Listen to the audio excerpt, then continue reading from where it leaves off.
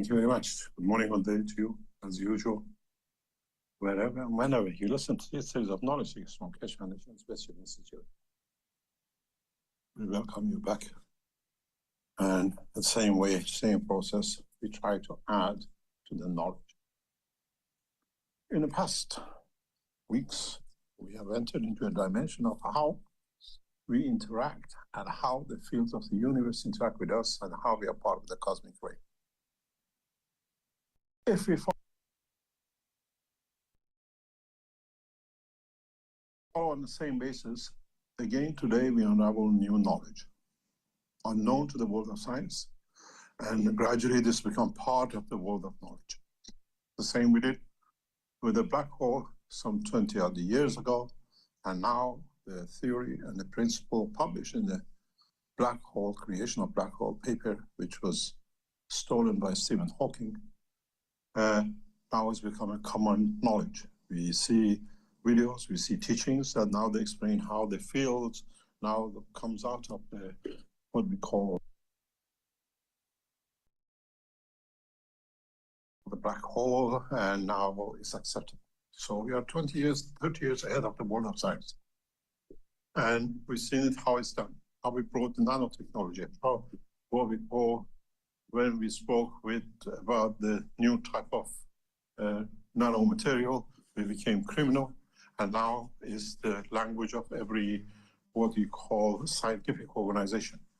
When we proposed the creation of specific diamond structure of carbon, this was pinpointed by the King of Belgium as a terrorist organization because we use gamma rays and we are Iranian nuclear physicists. And we saw how all this has hit the, what we call the fan. And now nobody comes to apologize, it's become part of the knowledge. Today's knowledge will change the course of man the same way. In time, you will see a lot of research on it because the world of science listens to these technologies. The world of science finds solution in what is taught. Today's teaching is very fundamental. The fundamental thing, part of it, is how your soul is connected to your soul of physicality, what we call the spirits of the man. How do we got it all connected without knowing within the physical structure of the man? What does this mean? We call the body of the man working on two systems, matter state and energy state. Energy state, we call it the lymph. The matter state, we call it the blood circulation. And where these meet a current, or what we call energy balance of a fusing section, then it becomes a matter part, instead of the skin of the man and the rest of it.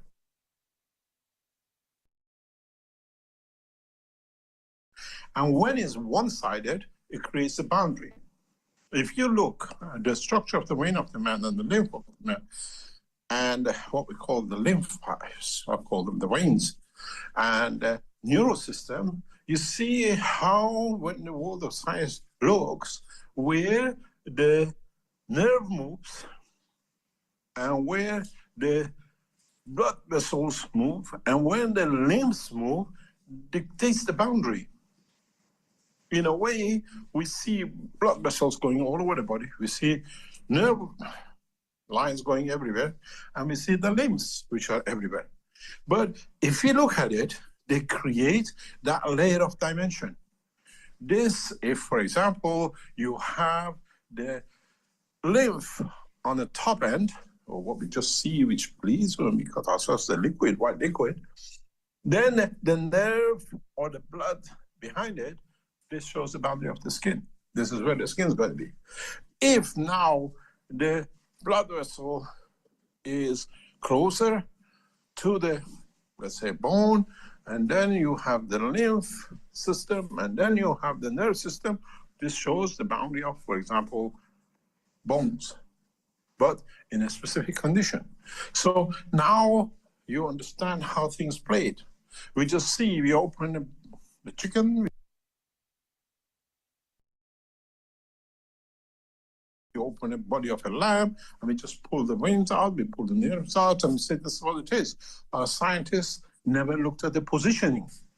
the most crucial thing in how the boundaries are dictated is by the position of the nerves and the blood vessels. When you look at the structure of the blood vessels, when you look at the structure of the nerve, when you look at the structure of the lymph, then you see by just looking at it, if you put it in three-dimensional and look at it as a transparent unit, we see, this is how bone is decided to be. This is how vessels of the lung is supposed to be, how chest bones are created, how everything else can be explained. But there is one step behind this, which has never been understood, and it'll change the world of science. It's changed the world of what we call physiology and the chemistry of the body of the man and physics of the body of the man. Up to now, we say we have a soul. Soul is to do with the energy which comes from outside. We call what we have as the science of the neurosystem. We find as the science of what we understand to be part of the structure of the future of the man, which is what we call the spirit of the man. What happens to the spirit of the man? How does the spirit of the man connect to the soul of the man? Where we know the spirit is connected to the heart, it's connected to blood vessels. And then we know that what neurosystem is connected to the soul of the man.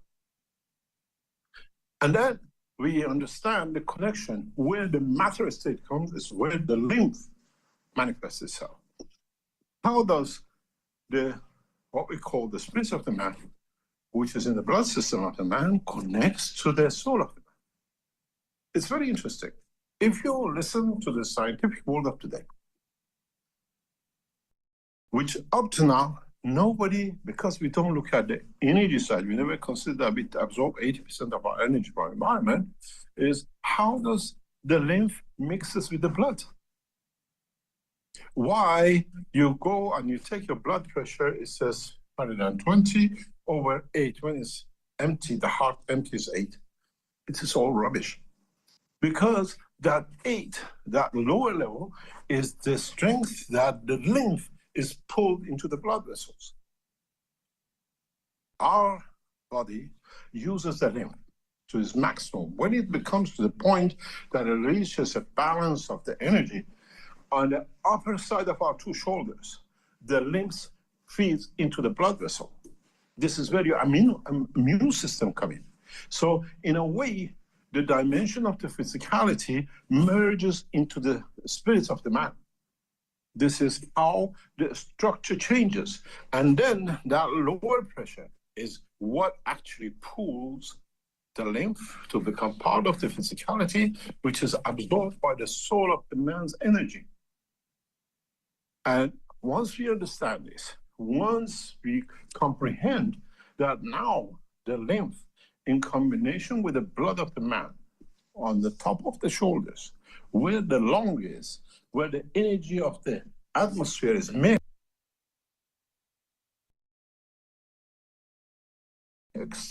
comes into the blood vessels and now goes to the heart, then we understand something very, very simple. The energy of the heart of the man, what it releases. If you look at your heartbeat, listen to your heartbeat. Oh, it's 80 beats a minute. That's not it. Your heartbeat is not 80 beats, 80 heartbeats. Sometimes it's 82, sometimes it's 84, sometimes it's 60, sometimes it's 100. But when you look at the children, they have 120, 150. This is not important.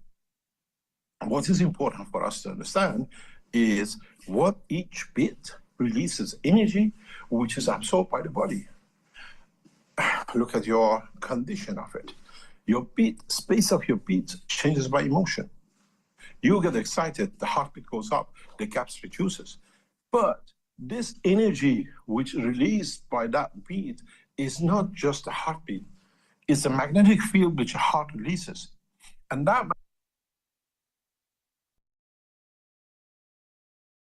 magnetic field sets the condition for the whole structure of the body of the man.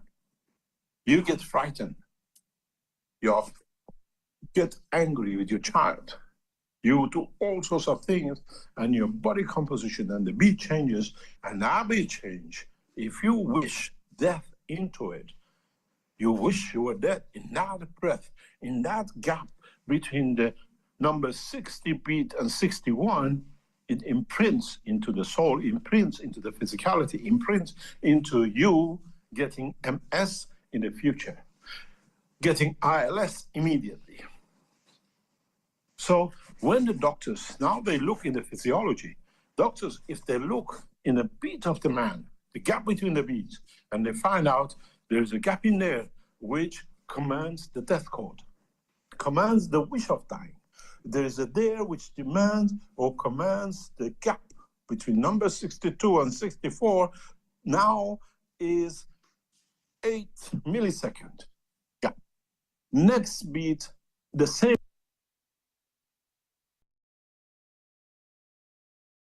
count is 2 milliseconds. And that 2 milliseconds is so impact that affects the lymph which is carried in the blood to connect to the lymph which is outside, which is not joined the spirit of the man to create cancer, to create death code, to create, as it circulates around the body of the man, it says to every cell, switch off. It's time to die.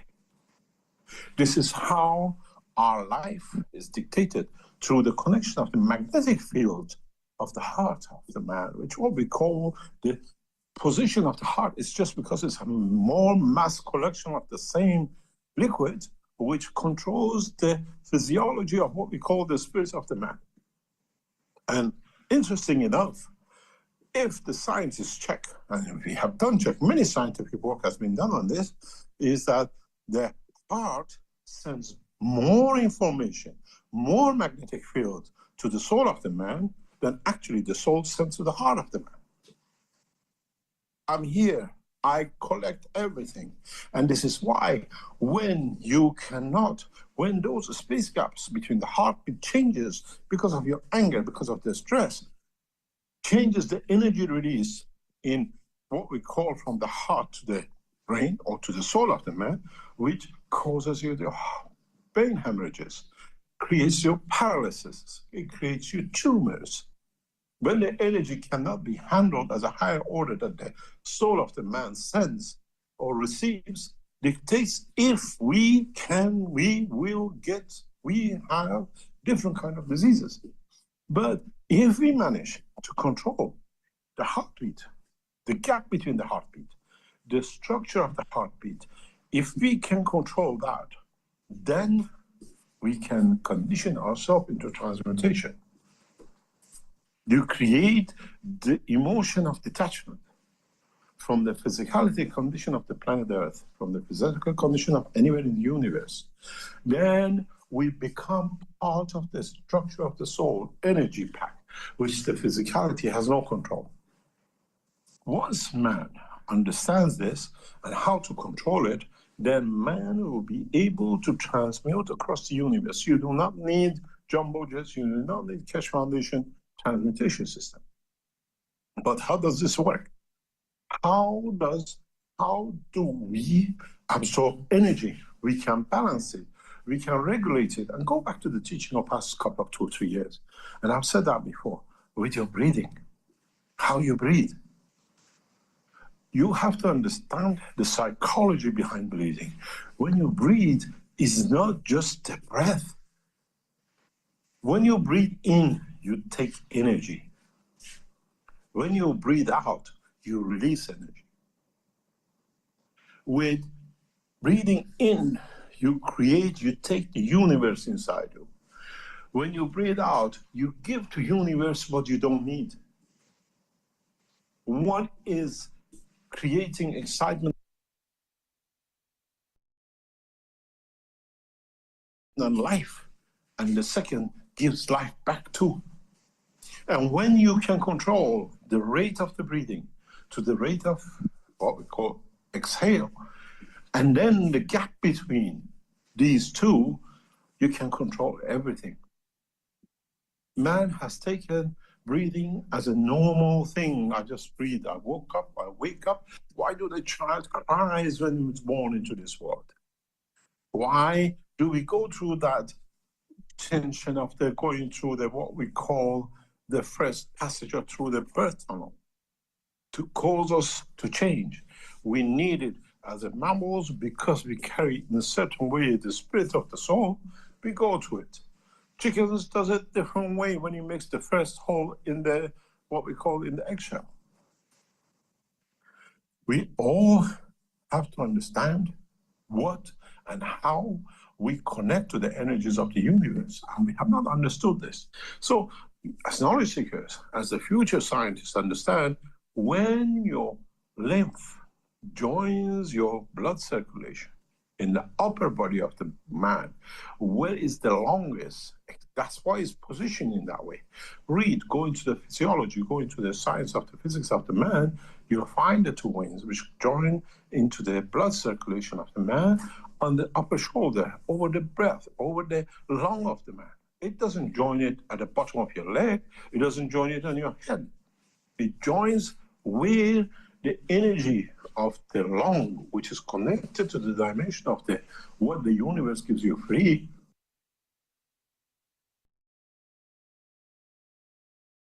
is connected to.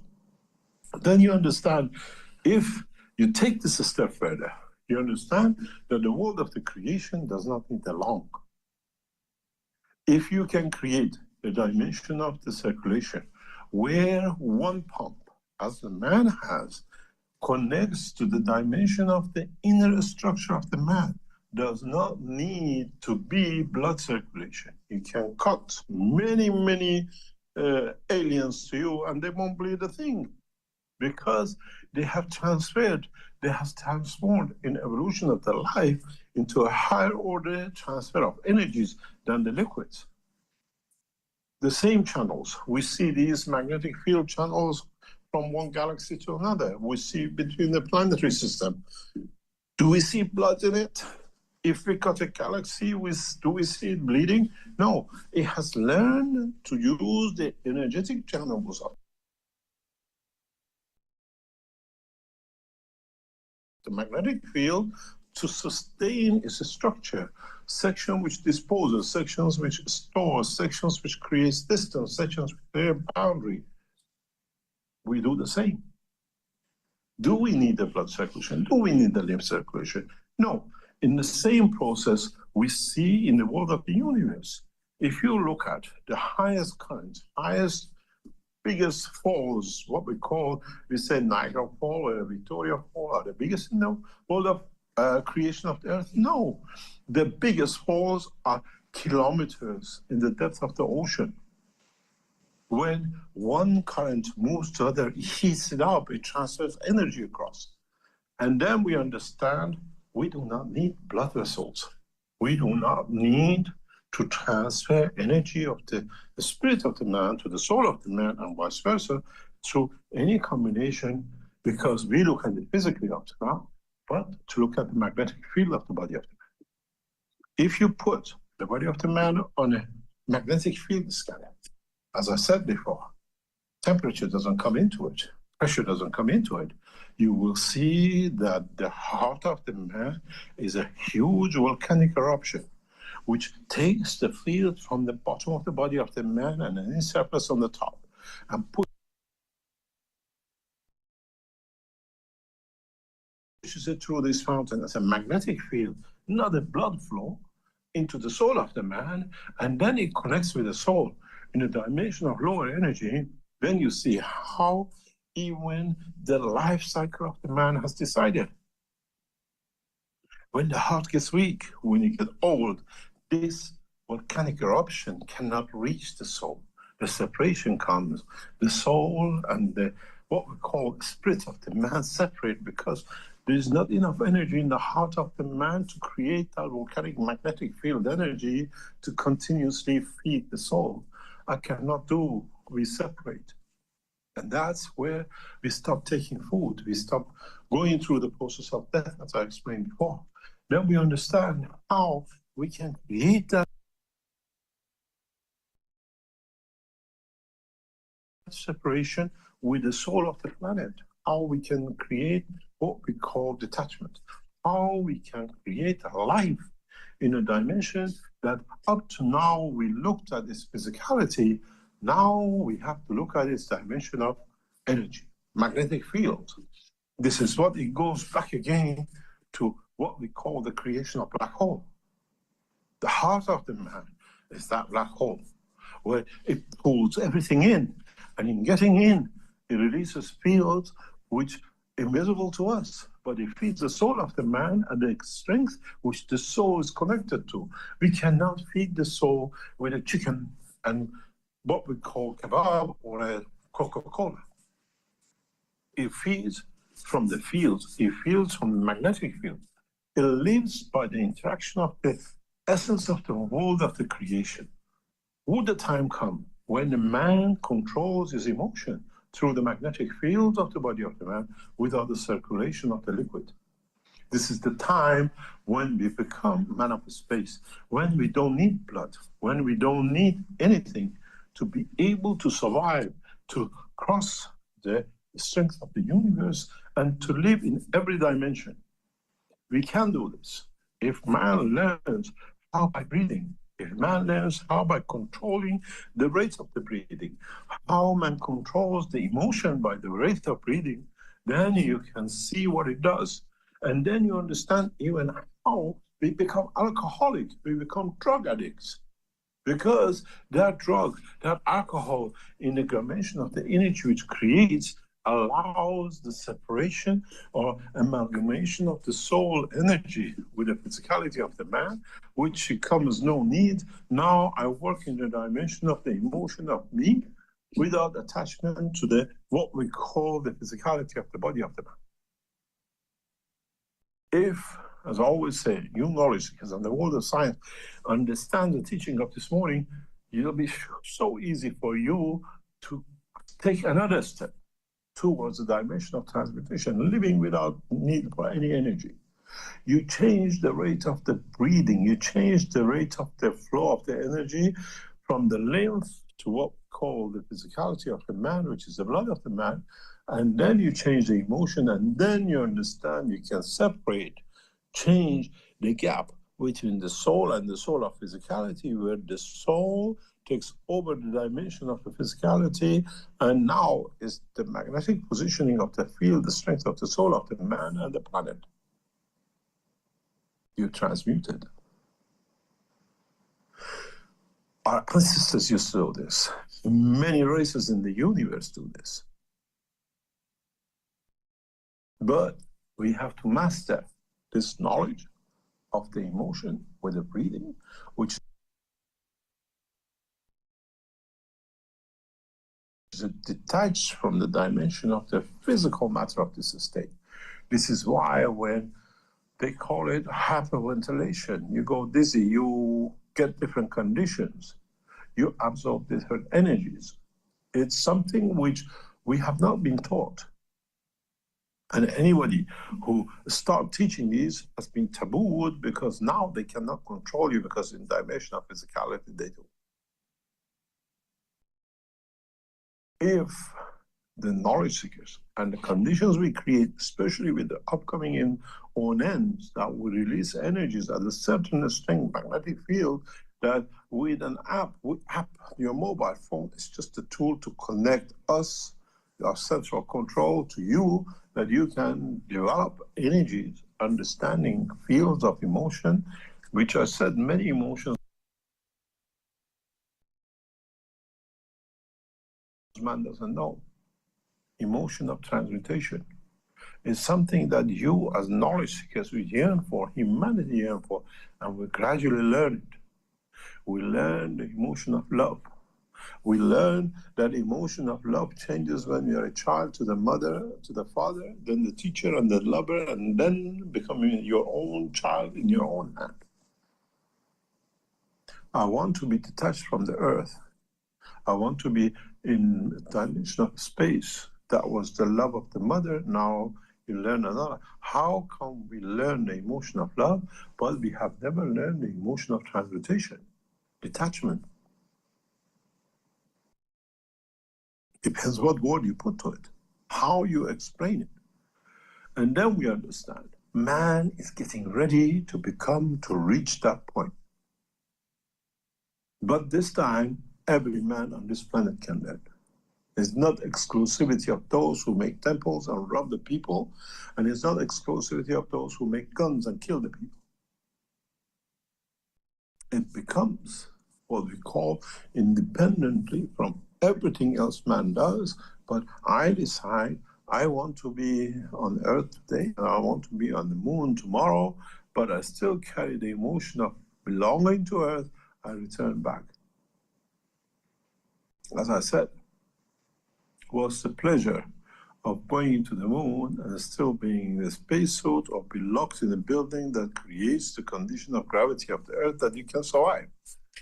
You have to bring that structure which you created, the condition of Earth, pressure, or whatever, into the body of the man, inside the physicality of the man. Then do you need a monkey suit? Do you need the skin of the man? Or do you transfer the energy, which we call the energy of the skin of the man, or in what we call our solar system, the land of fire and the boundaries of what we call our galaxy or solar system, then we see the same. Penetrable, but acceptable, livable. This, what we call the skin of the man, is not the only boundary made of one entity. Our solar system has one. What we call planet has the same. Anything comes into it, we saw last night, was one of the highest rates for a couple of decades, 100 meteorites a day. Now, going through the atmosphere of the Earth, you could see it from anywhere in the world. It's like you're walking through a field with a bunch of what we call needles and whatever thrown at you. If it hits you, you feel the pain. If it hits our Earth, you see the light. There's no difference. But we feel the pain. What is the emotion of the Earth when all these meteorites hit the Earth? If it's a living being, has an effect on it, same as with us. What is the condition of the creation? There's no difference between every structure of their life, be it an atom, be it an electron, be it a man, be it a galaxy, be it universe. Now you understand. If the world of science understands the physiology of the man, you have a whole structure to understand how the universe works. As long as you understand the structure of the fields and not the matter state. Because once the structure of the field reaches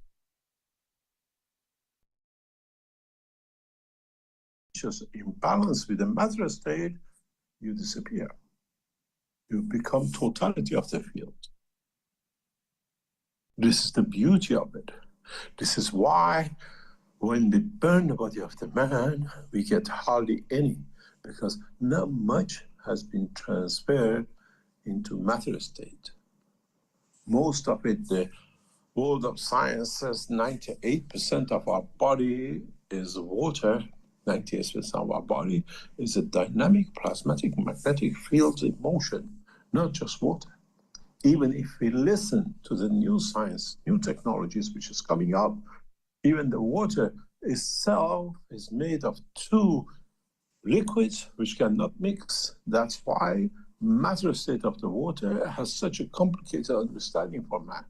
And it takes different shapes and dimensions in different states of the matter state, fields and pressure and temperature. It has to be understood. If you are a plasma physicist, if you understand the world of the plasma and you understand the work of the universe, there is a big difference between the temperature and heat. Your temperature can be 1 million, but the heat is 10 degrees. And this is what they don't teach our students in the world of the education of today. In the world of matter, temperature, and what we call heat are related near enough. So we always calculate, okay, this got 100 degrees and it's hot. In the space in the world of plasma, you can be 1 million meters and still be ice cold, because it's the motion of magnetic field. This is how animals live in the depth of the universe, in our planetary system, in the depth of the oceans. And NASA gives us pictures, minus 100 degrees, 200 degrees, so many kilometers above the Earth, as we've seen from satellites. Or from what we call other side of this planet, we see life moving like nothing. This is one of the fundamental points in the world of creation, that in the water state, the heat and the temperature are interrelated. Because they're so close to each other, we say, oh, when it's hot, it's 100 degrees. But in fact, in the polar plasma, it doesn't exist such a thing. And then when we see it, we don't understand. It says, oh, it's amazing. Because if you understand the world of the plasma, it depends if you get heated, and depends if your expansion of the fields allow you to feel the temperature. This is one of the biggest questions in the world of the astronomy, and we had two, what we call units, which left this solar system. They went into the, what we call out of the solar system, and everybody says, oh, this belt, they're going to be burned. But those scientists who tell you that nobody can cross these things, and it's a lot of rubbish they're talking, nobody has left this planet, is that those people who have not understood the world of science, the world of creation. The world of creation works in magnetic field in the plasma condition. And in the world of the plasma, heat has no relationship to the temperature. There are two different entities. There are two different things. It looks hot and burning, but it depends if you have something which is so small, and then those things which create the heat, those, what we saw last night, those meteorites, what created all these, what we saw, the shining things, did they heat the Earth up? But at the point of their interaction, they had a high temperature. This is one of the biggest things that man has to move into. In quantum physics, they call it, what became originally as what we call plasma physics, is that we have to understand these differences. And our scientists have not understand. And then those who come up with and explain this, oh, they're ridiculed, because those who ridicule, it shows they never understood. Actually, they are the ignorant, and for them to show their ignorance, somebody else's. It's a typical, what I call, British mentality. Show me to believe it. No, you understand because you're an idiot. You have never understood. You lack understanding the world of creation. And this is what needs to be changed in the world of science and education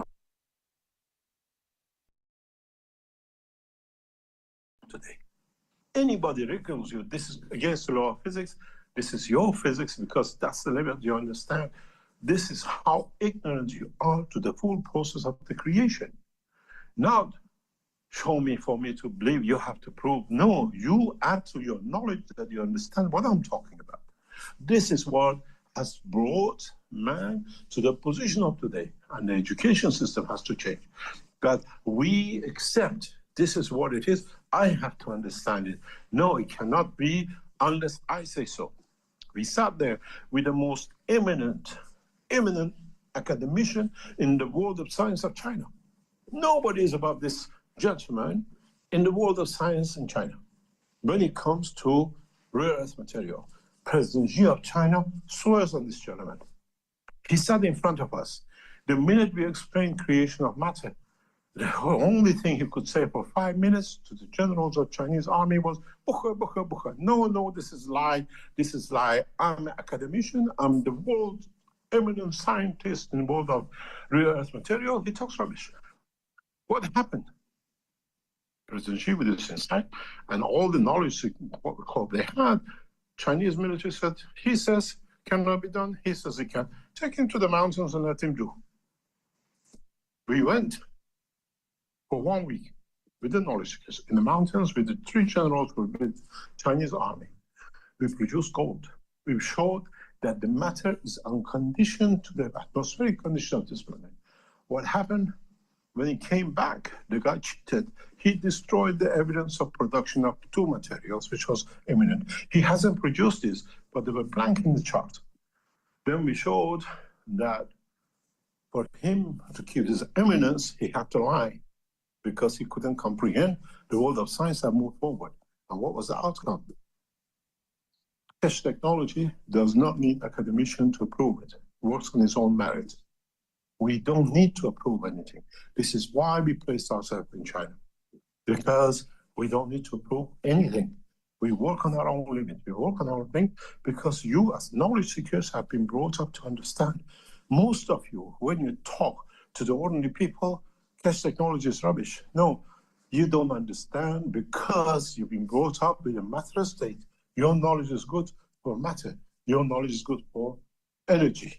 And then you understand how everything is connected to each other. How, as knowledge seekers, you have not to just push with your knowledge what you learned today, that how the soul is connected to the spirit of the man. You explain scientifically. And then what it is, you've done your job. You understood. But the most important part is how you apply this to yourself to become man of the universe. How you understand this to become what we call in a position to be transmute. How you control your emotion, how you control your breathing, how you change direction of the sound to create dimension of creation. The sound of the universe in this corner where we are, where our solar system is, where our Earth is, where we are, is not the same as the sound in other point of the universe, because that sound in that part creates specific materials because it's the resonance transmutation to transfer of energy to matter state, which means that sound in that point of the universe allows only, for example, carbon-10 to become matter state, not carbon-12, which we are used to. If we go there, we cannot exist. We become energy. Then we understand, even in the teaching of the last week and the week before, what I tried to bring you, we have to understand the totality of knowledge as a holistic science, not at what it feeds us, and we understand. And this has been the backbone of the teaching of the Keshe Foundation. As you knowledge seekers, you become holistic. You understand the matter state, you understand the energy, you understand the connection between the energy and matter, and how sounds plays, what frequency plays, what pulses play. And when you understand all this, you hear the sound of the Creator, the sound of the creation, because then it's all the same, silent. The world of Mitra, you cannot talk. When you don't talk, you cannot talk bad, you cannot think bad, you cannot do bad. So you end up with one thing, create what is the best of, which is the world of the creation that our Creator has created. Then we understand how close we are to our Creator and how far we as human beings have positioned ourselves to be far, because we are attached to the dimension of physicality, not in the dimension of the creation. Then those who understand a little bit of this play the game of the devil. And what we call, they become the advocates of the crime, to separate the soul of the man from the soul of the Creator with all the rubbish we see in the textbooks of the religions. No religious book has ever written, has ever been done, which brings the soul of the man close to the soul of the Creator. All religions separate the soul of the man from the world of the Creator to be able to abuse the physicality of the man. Now you understand how you, as knowledge seekers, can become even the teachers of those who you call aliens, and in the time to come, the soul of the man meets in the dimension of the creation of the Creator. One day mankind will understand the teaching of today, and they understand what has been unraveled in the world of the creation of the Creator, not in the dimension of the physicality of the man. And anyone ever tells you this is rubbish, say yes, rubbish, because you don't understand. Even you know something, A madman always claims everybody else is mad, that he can confirm he's okay. And you're that man. You can stay that madman as long as you want to be. Add to your knowledge, and then you see what I see.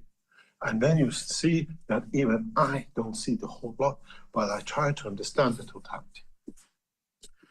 If the mankind understands the connection between the lymph, the blood of the man, the heart of the man, and how lymph, when he enters the dimension of physicality, transferring the energy of the universe into the bloodstream of the man will understand how he can transmute using the same system in the reverse composition.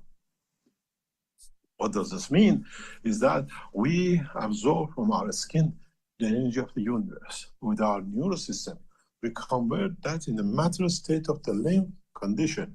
And then when it's absorbed by the lymph, we feed it back into the blood vessels of the man to the dimension of physicality. Our physicality is saturated with the energies of the universe, which are absorbed by the skin crossing into our lymph, which then through 2 points on top of your shoulders is fed back into your blood. So now you understand how you can convert that and through the blood in a way with a lower field strength and a higher neural system create the body of the man.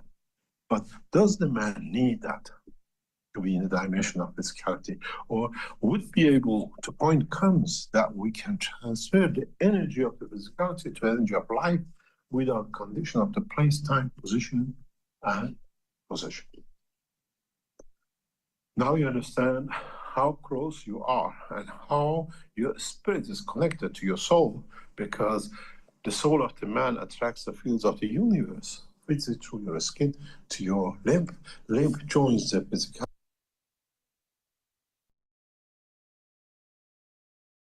of the man through the blood circulation, and then it becomes part of you. The question is, can you change the strength of the field of your soul, or absorption of the fields that die shall not kill, that you can absorb the energies which joins into your blood vessels through the lymph, through the upper part of the body of the man to feed the man? Then do you need the digestion system? Do you need to kill to live? But you learn to absorb the energy and feed the physicality with it. Then the soul of the man exists, the spirit of the man exists, and man does not need to kill. I have unraveled the secret of the creation from the creator to you as a human being. I hope you understand. And then I hope mankind will move in the dimension to understand how he can exist across the universe without killing, without destroying, but become a source to absorb what the universe does not need, to generate it into a flower of the soul of the man, to become the essence of the creation in your universe, to become the seed of light, to become the seed of a star. We are messengers, and we are the teachers, and we teach the truth about the life cycle in the universe, and not what those who want to cheat man to get involved in. As Muhammad said, Assalamu alaikum wa rahmatullahi wa barakatuh. This is the beginning and this is the end. It's for man to understand. We go for a break. We come back to answer any of your questions. Rick, can you take us for a break, please? Sure. Thank you, Mr. Kesh. Thank you. Well, that's our teaching for today's 655th Knowledge Seekers Workshop. We'll have a break and listen to one of the Kesh Coin videos. And after the break, there'll be an opportunity to ask questions of Mr. Kesh. And folks here in the Zoom can put up their virtual hand and be able, we can open your microphone so you can speak. And you can also put questions in the Q&A or in the chat in YouTube.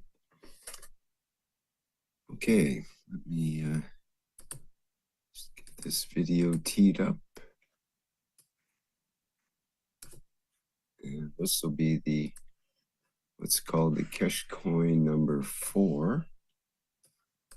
There's 5 different 6 in total Cash Coin videos that have come out in the last month or two. And they are available now as part of the Cash Coin playlist on the Cash Foundation YouTube channel. Okay, let me share that now.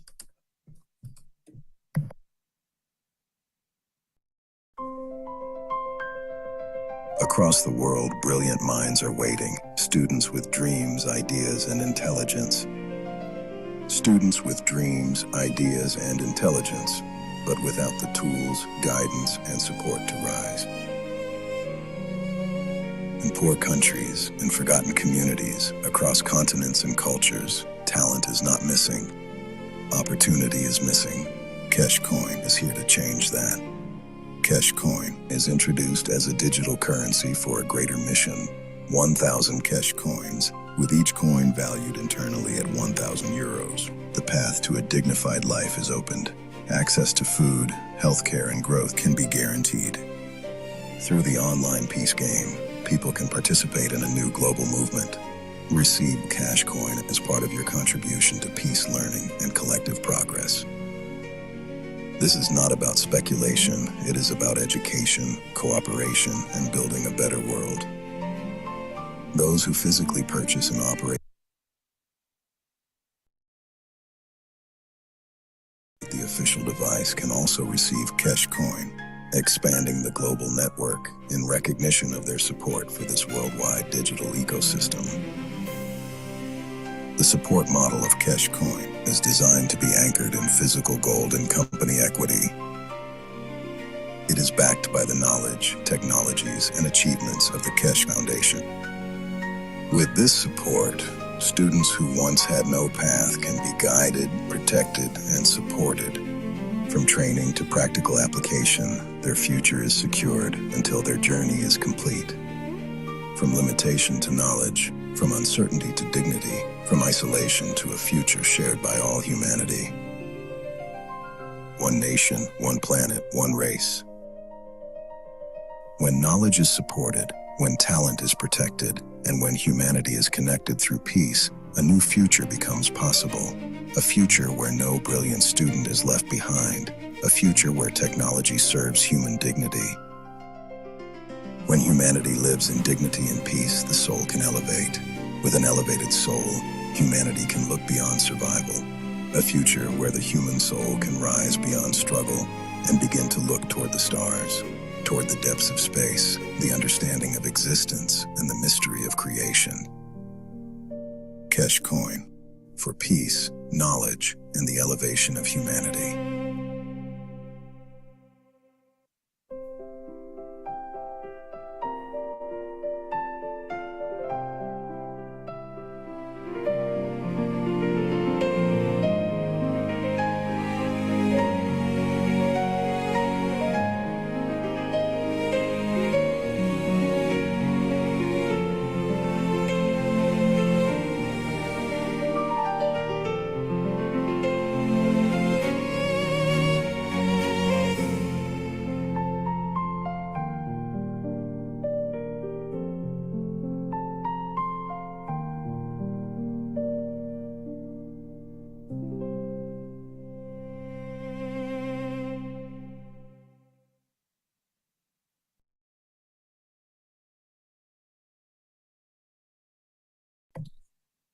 Okay, we're back again at the 655th Knowledge Seekers Workshop here on Thursday, August 13th. And as expected, we will have a second part here with questions. But before we begin the questions, Mr. Cash will have some answers. So please go ahead, Mr. Cash. One would like me to answer. Well, you usually have some answers to the questions that we didn't even know we had first, and then we have our questions that are more our regular questions. So you usually have something to say before we begin that. Yeah, thank you very much. There's not much to be said this time. One ends are getting their position across the planet. Hopefully by that is what we call month. All the ones which we were expecting, some nearly 30 will be positioned across the world. Some 10, 12 of them, 13 of them now are already in position and will complete. It's just a matter of postage to get into. And one by one, those of you who received the system, you have connected to the system for us. And we thank you very much. And hopefully, once we see all the problems sorted as much as we could at this phase, then the first 100 in September, October will be released. That the next cycle of your knowledge seekers will receive. Again, we try to spread as much as we can across the planet, that we can support the distribution of the cash coin and entering the next phase by October, that all of you, or most of you, can access to be able to work and exchange cash coin within the structure of the Cash Foundation.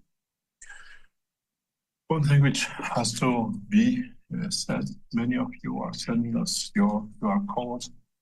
What we need, we'll send a questionnaire to our system to all of you in the next few days once everything is set up. First of all, you need to have the registration with the Cash Foundation Association 18.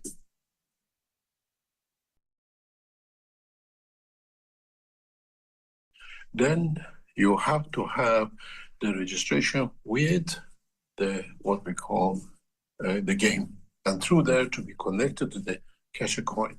Then the only way you receive your coin is that you just send me, this is my tax number. Who do you pay this to?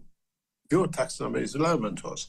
Which country, which tax office, which government? That we can target it directly to that position. Many of you have sent me a tax, this is my tax number.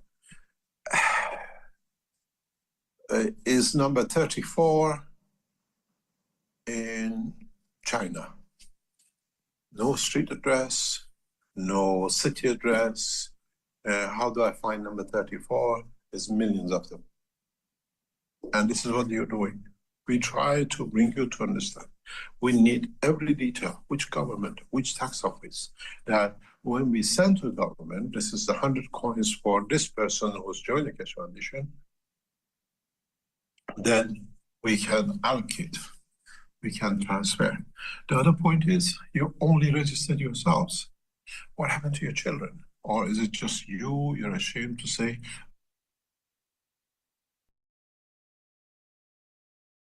I've done this, or you get your wife to be done? Try to cross that line. Ask people to register themselves and bring them in to register your children. This is the asset you invest for them. And this is step by step we try to do, hopefully by the end of September, that we just don't look for me. It has to be us. And even the wife says to you, you're stupid, you joined the Cash Foundation, it's all lies. Can you ignore 30,000 for this year? Just do it. Maybe next year you have. No women has ever refused money, even the men. The same issue.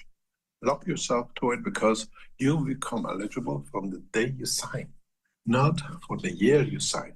So if you miss a month, you missed this one. If you go 6 months, you missed 15 coins and the rest of it. Now we have to understand how it is that when it comes into operation from the day you join, what is left for that year is allocated to you.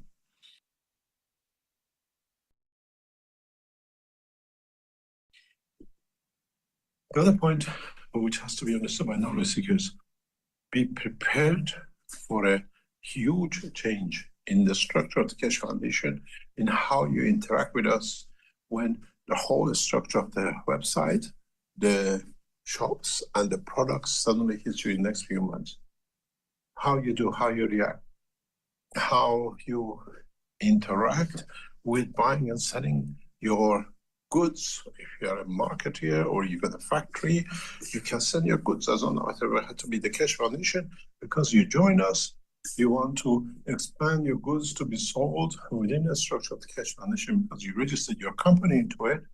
Then you allow you to accept cash coins, and then you can trade into it with yourself and with the others and create that condition of what we call working capitals for the others to learn and work with. We have entered in what we call the interaction with the governments, interaction with public. So in the next couple of months, when everything is done with the team up there, what we call backing us up with the coins and the structure of the games, we try to bring that change. And in a way, as a politician told me very recently, Mr. Cash, I understood and understand one thing. You have a snooker in the world of politics, you have a snooker in the banking system. And nobody realizes, unless now that you put it in, nobody needs to answer to no government, nobody needs to fight for no government, nobody needs to go out to destroy for no government, and it all becomes to build the future. Right?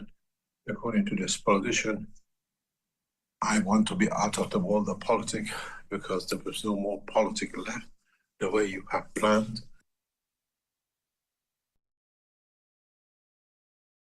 You're executing the whole structure of the cash code, the cash foundation, the one world, one piece, and it'll bring a lot of changes. Now, we've done the work. The team of the cash foundation is working in the background to bring that condition. Now, as you are the soldiers to take it to the ground, and you are the soldiers that we gave you the same condition as everybody else. As I explained to our knowledge seekers in the working in the Space Center, something very simple. We'll get the people to ask for the coin. By the way, it's their own weakness of work. What it means, very soon, in the next couple of months or so, Cash Foundation will launch heavily in China. That every Chinese would like to be part of the game. We have a plan, we are executing within the laws of China, but the interesting is that we work inside the system for the change for the rest. China will lead the Cash Foundation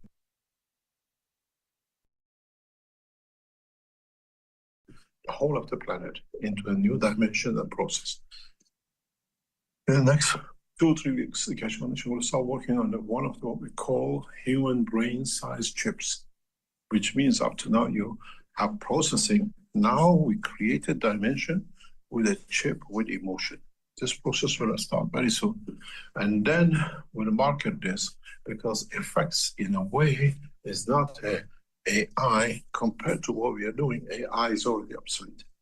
Originally, I built this one, this part of the system I wanted to introduce, but it was too early when we were in Valletta. The first brain chip was made, and it was made by the knowledge seekers. I just taught the way. Now we bring this in a size enough to fit into your mobile phone, fit enough to fit into your, what we call even the body structure, that it can be fed, it can be changed, it can bring every changes for you as communication, the feeding, and the rest.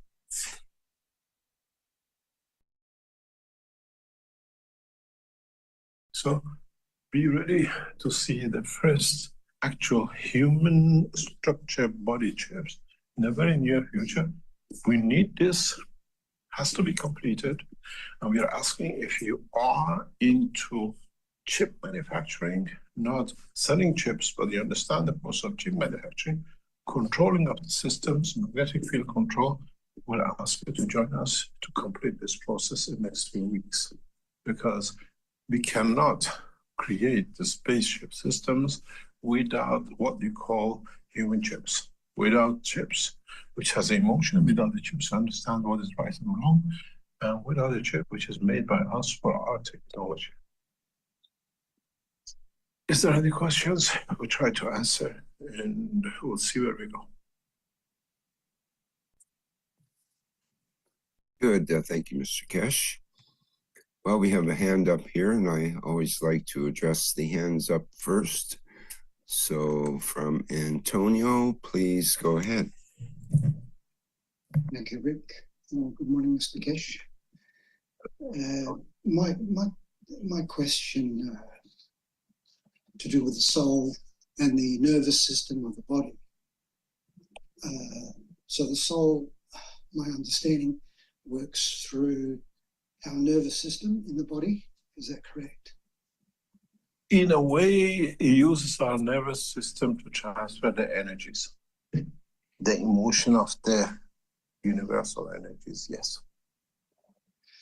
I was reading some spiritual texts, and they talked about a gaseous, which hasn't, science of today hasn't detected this gaseous element that this works through the nervous system.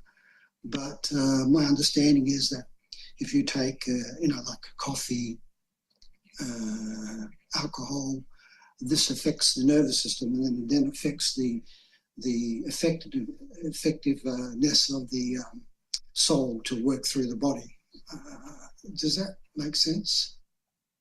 You see, the neural system works on what I call magnetic fields of the energy system. The blood works on the magnetic field of matter system. If you understand the difference between the two. Yeah. So in that level, the neural systems, when we have, that's why we feel everything so fast, it doesn't need the matter state of the nerve to connect. It needs the magnetic field of the nerve to connect. And when we get a cut, when our nerve gets cut and then we cannot reconnect it, it's nothing to do with the magnetic field connection. It's to do with the resistance that the nerve creates for not receiving that. What happened at the point of the cut of the nerve, the orientation of the cell changes. It becomes like a black hole. It becomes a graphene. But if you take that barrier off, there is no reason for you not to feel anything. And if we can bypass this, we can reconnect the nerves or reconnect the current flow of the nerves. We know this fully, we understand this fully because we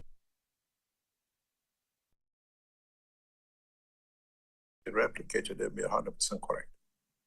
And in that process, when you cut a blood vessel, you can always connect the blood vessels and they'll start working. You can connect limbs, but you cannot connect sometimes the nerves of the limb, the sensation. And this is the reason. Yeah. And if you understand this, then do you call it the gaseous? Do you call it the magnetic field? Do you call it the chemical effect? But at the end of it, it comes to this work. I explained this once to one of the military people and understood fully. We can build a system that no radar can detect, not by creation of magnetic field, but by rotation of the fields, the orientation of it. And this is what happens. Our neural system has this capability, and it shows exactly that our life is magnetic field connections and not matter or gaseous or anything else connected. People don't understand this connection of magnetic field, they call it the gas, but it's the field. Yeah. We see this in reconnection of nerves. We've seen this in building of the brain cells. And some years ago, we put this to test to confirm it. So does gas itself has a gravitational magnetic field? Of course it has. But when you don't understand it, you call it a gas. But when you understand it, it's a magnetic field. So okay, yep. If you understand, this is the limitation of the man when he doesn't have the knowledge, so he has to go to the limit. There is no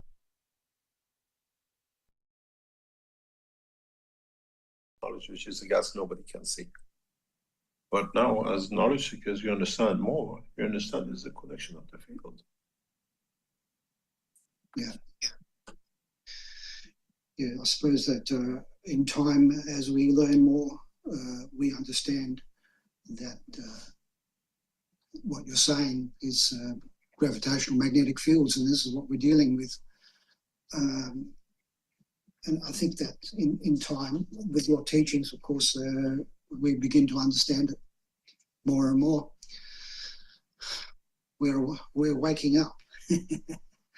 We're not waking up. We are actually in it, but we don't understand it. We are totally in it. We are fully in it. We understand it fully. But for those who are what we call, still want to milk us for the money, as I call it, they play that game. And this game has been played very well, and men have been amused.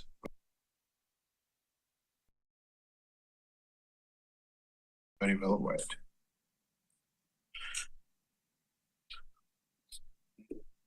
Mr. Kesh, that's all. I did have a bit of trouble. You said with the becoming a member and stuff like that. Step 1, step 2, step 3. I only got to step 1 and then step 2. Yeah, you have to just bear with us. There's a lot of things getting ironed out. We realized that's why I said we put the iron ends out early and the registration. We are learning a lot of things needs to be redone, connected, and new sections has to be made up. And that's why you are there. Hopefully within the next month or so, when all the things are sorted, then you can smooth sail through A to Z in Morocco. It's not your problem, it's our problem, but you're telling us where the problem is. That's our job to find out how to smooth it out. Some part of the situation is very complicated, even for me. Yeah, I tried to log on to Mark Ray Corporation, the market website, and it wouldn't allow me. So I thought, oh, maybe there's a problem there too. A lot of things are getting redone. A lot of things are getting sorted. We have to do a lot of work, and it's not going to be easy in the next few 2 or 3 months till suddenly this thing has given birth in totality with everything else. Then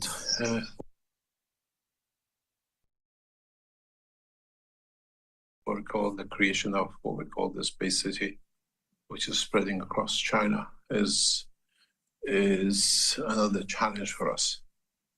Yeah. And we try to take it within the structure of the Keshe Foundation when it's set up, that we don't feed our what we call the enemies, what they stopped us up to now.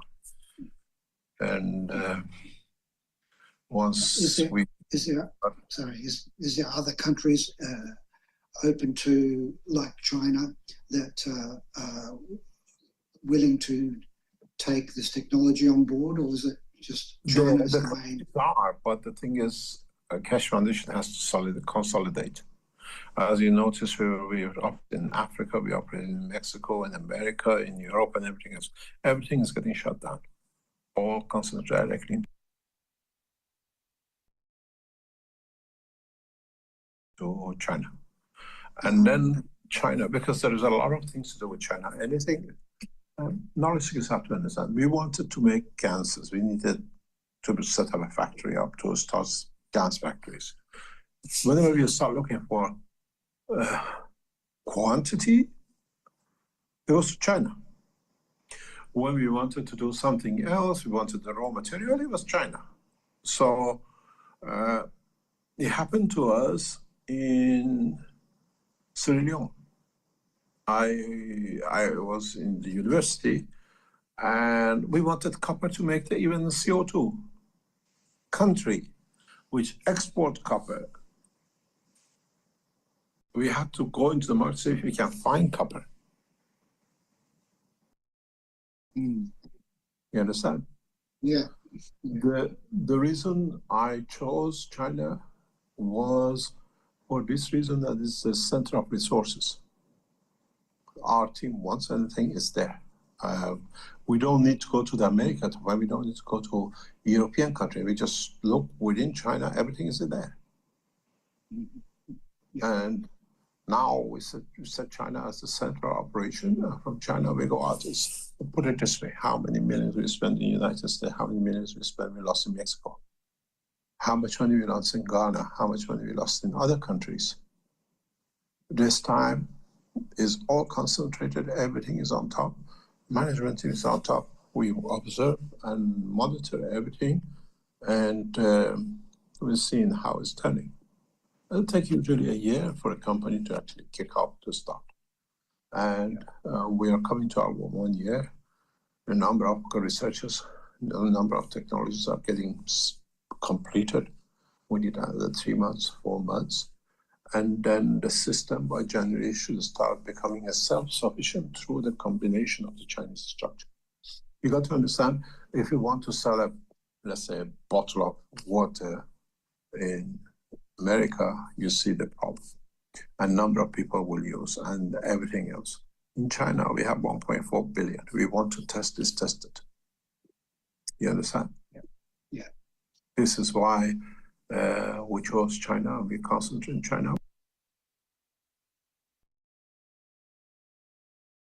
It's not without a problem. We are there to solve the problem.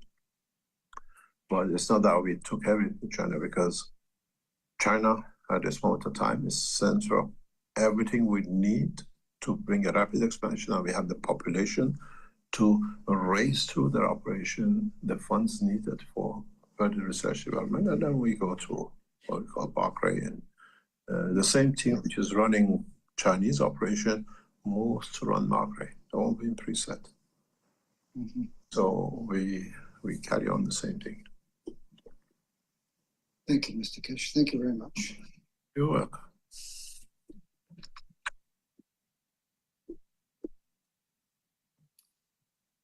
Okay, thank you.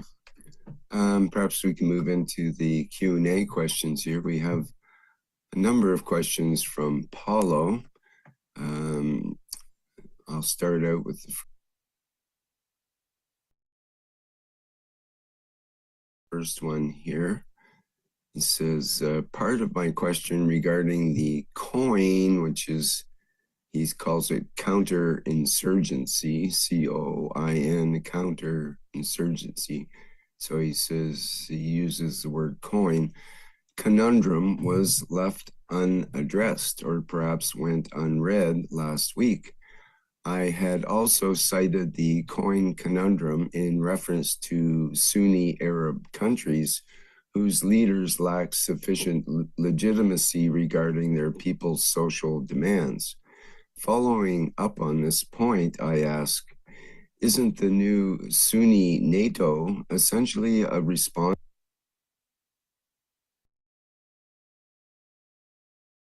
by these leaders to potential insurgents, specifically in light of the backing those insurgents might receive from Iranian military might, which has compromised these nations' border security and consequently the stability needed for their socio-economic development?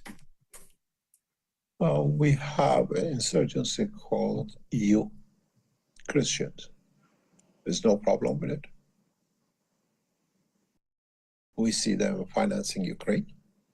We see them financing the wars in Middle East and Africa.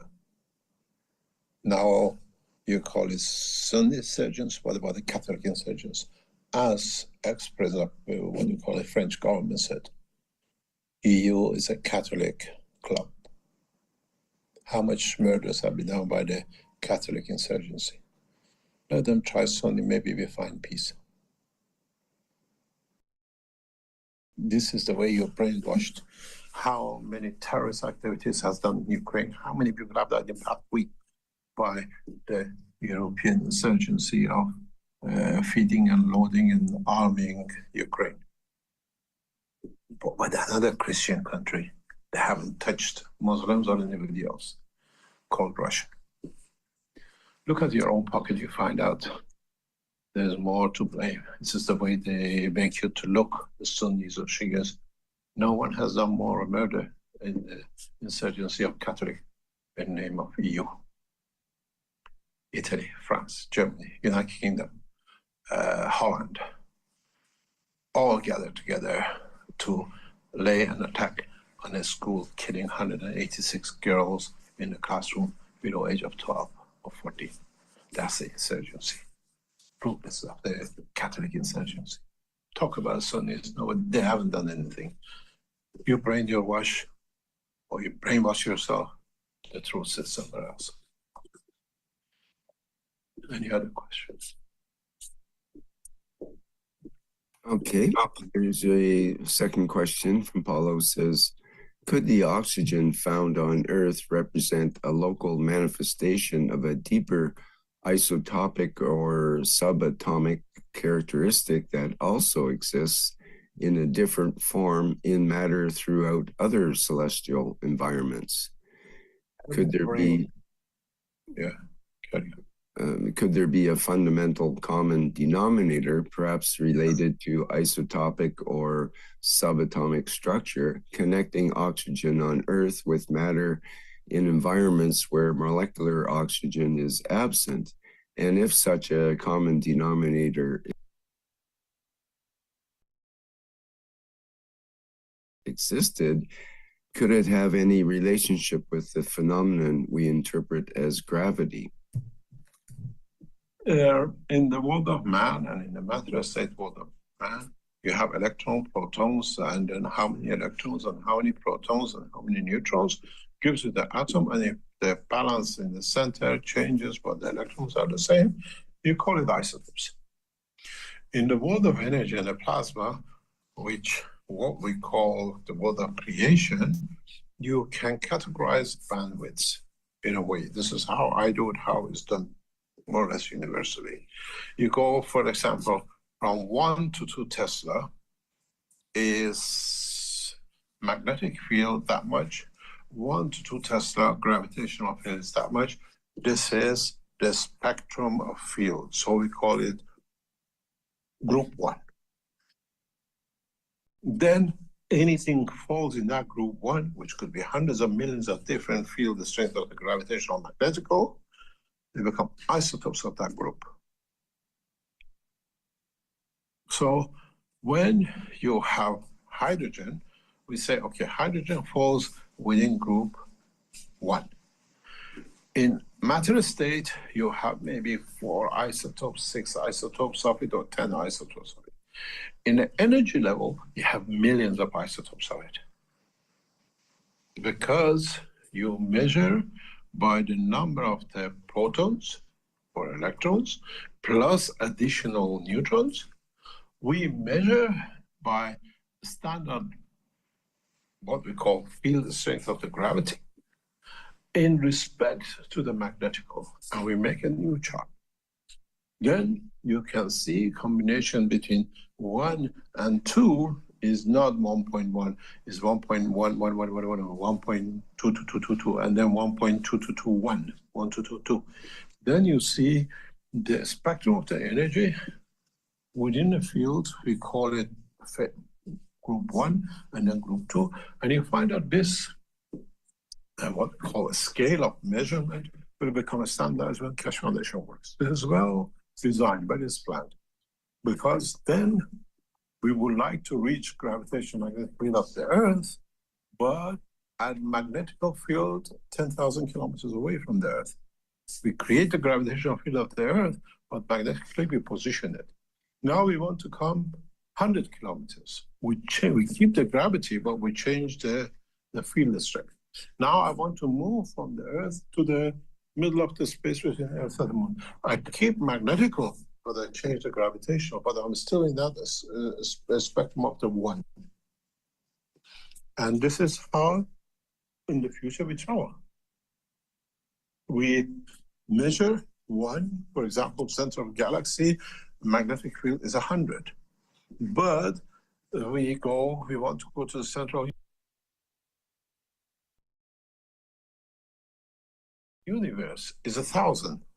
But we change the gravity to move from Earth to the center of the galaxy, or we change it and we don't want to go to the center, we want to go to the center of the universe. We keep the position of magnetic field though, we change. This is how we create braking system in transportation when we transport huge spaceships. You see a spaceship 6, 10, 100,000 kilometers diameter. There is no factory people sitting there making it. It's done by positioning of the field. Read the pattern, it's already in pattern, how to make walls and structures from using the field. Then you understand, we work with the same isotope, which is a gravitational base, or we work on an isotope magnetically based. And then you have a full spectrum. It's not the isotopes the way you're talking. It's a bandwidth field strength in magnetic field. And then we introduce what is known as a plasma measurement, which is unknown to the world of present knowledge, because the band field, the strength of the plasma is different for a matter state condition, like the soul of the man. Soul of the man does not work on the size of the universe, but as it progresses to become part of the universe, it gives and takes and releases energies which is inside it is capsulated. This is how your soul finds its position in the universe and becomes mother of a star, the center of a star. This is a teaching far beyond man's understanding at the moment. So when you speak about the hydrogen isotopes, you speak in the matter state, you have a few isotopes. We speak about energy within the bracket of the hydrogen, which is how much is the energy of an electron and a proton, the distance, what is the maximum distance before the electron releases itself from the proton, that each one becomes separate plasma. They are what we call the spectrum is destroyed. So we say from the closest to the furthest, how much field they give and take. This is the spectrum of the hydrogen. And then we add energies to it from the magnetically, gravitationally, till the two cannot be. That's how your soul and the spirit separates. Then there's what you call the spirit of the man changes position to be the center by the soul, and the separation of the body is the same. It's the spectrum of the release of the soul from this planet. It's very well defined. One day I release this knowledge. You can see what energy is there, and you can see what's the position of the death of a man. And if you can create the fields, sustain the connection, you can live for thousands of years. It's a lot to, the teaching will not finish. It's a lot for you to learn. Any other question? Thank you for that. We have a hand up here with Dimitri. Would you like to go ahead next, please? Hello. Thank you, Rick. Can you hear me? Can you repeat again? I lost you. I lost you for a few seconds. Oh, we have a hand up here with Can you hear Dimitri, me? Mr. Kesh. So, yes, we can hear you, Dimitri. Okay, fantastic. Thank you, Rick. Good morning, Mr. Kesh. Good morning, Rick. Good morning, knowledge seekers.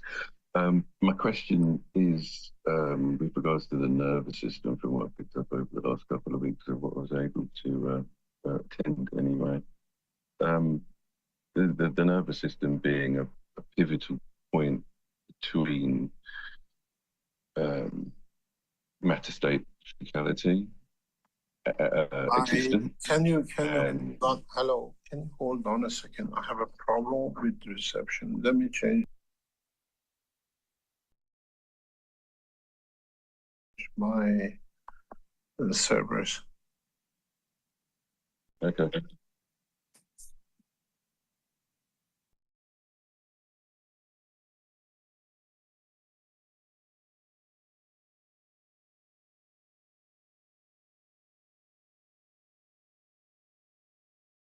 Sorry about that. Okay, go ahead. Just Are you okay there now, Mr. Kesh?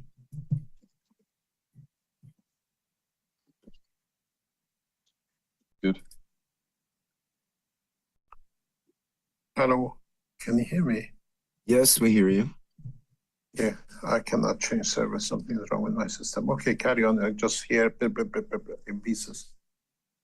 Okay. Carry on. Thank you. So, the nervous system being, from what I've understood, the nervous system being a pivotal point between matter state physical manifestation of existence of a soul within that magnetosphere and the plasmatic existence, everything else. The nervous system is a pivotal point between the existence in matter state blue planet Earth and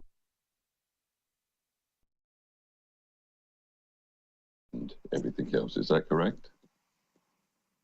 Depends what you want to pinpoint it or pivot it to.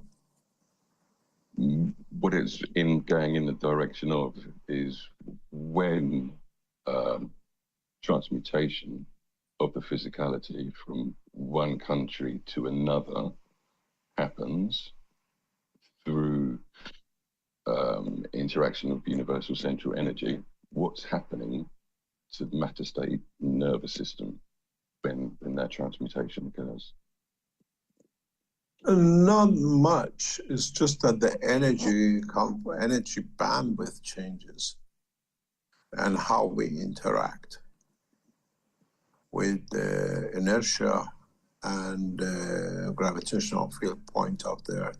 In a way, if you look at it, when you have a oscillator and you change slightly to move up and down, the inertia is that adjustment in oscillation between the soul of the man and this what we call the spirit, the soul of physicality of the man, which affects the neurosystem, the way our neurosystem works on and operates on them.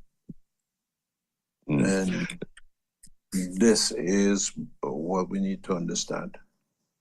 That oscillation, how does that link to the universal heartbeat?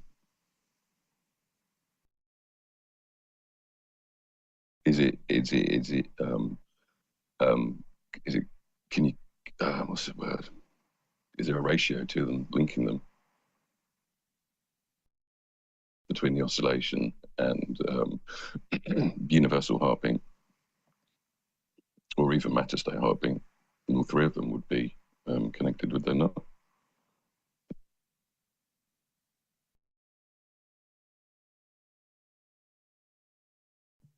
Has Mr. Kesh dropped out, or is my phone not working?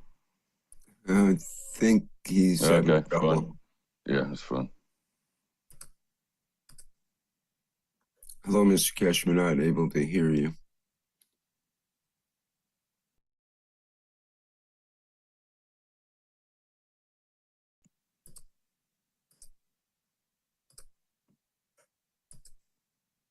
Perhaps he's giving the answer in the soul state. We have to listen to our inner voice.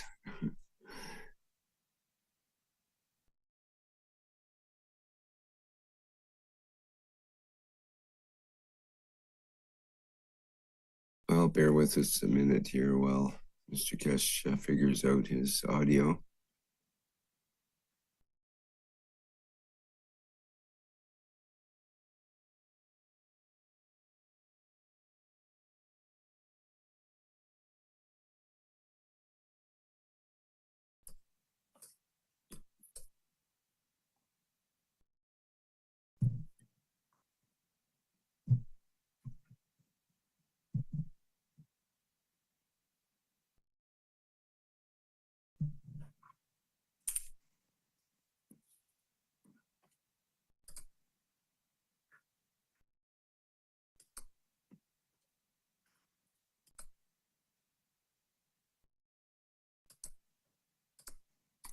Still waiting here. Let's see, Mr. Kesh is, he'll be coming back in. He's left temporarily, so bear with us. This is where I guess you're supposed to play a musical interlude. Dimitri, can you sing? Not this morning. I was going through my head what video is Rick going to put on, but I'm I'm looking forward to whatever it is, unless, of course, you feel like chatting up.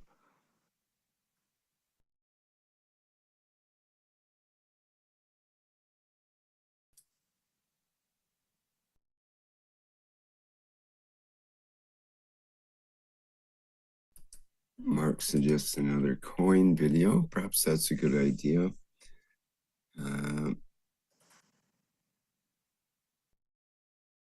Oh, wait a minute. Sorry about that. I had to move servers. Can you repeat the question, please? Coming through clear now, so let's get back to it. Okay, thank go you. ahead, Dimitri. So the oscillation that you spoke about, could you just go over that one more time, please? What do you mean? Which part of it you don't understand? The oscillation between the soul of the man and I don't know. My question was with regards to the nervous system and what happens to the matter state nervous system when transmutation of the physicality from one country to the other. What happens to the nervous system then? And nothing. It's just we. No, but you said something about oscillation. What was that? Yes. You so see, that oscillation, yeah, the frequency of that oscillation is that. Does it have a direct correlation to universal heartbeat? Yeah, you see, our emotion is inertia connected as part of it. Earth gravitational magnetic field from its center doesn't change much in the proximity of where we are in respect to the center of the Earth gravitational magnetic field.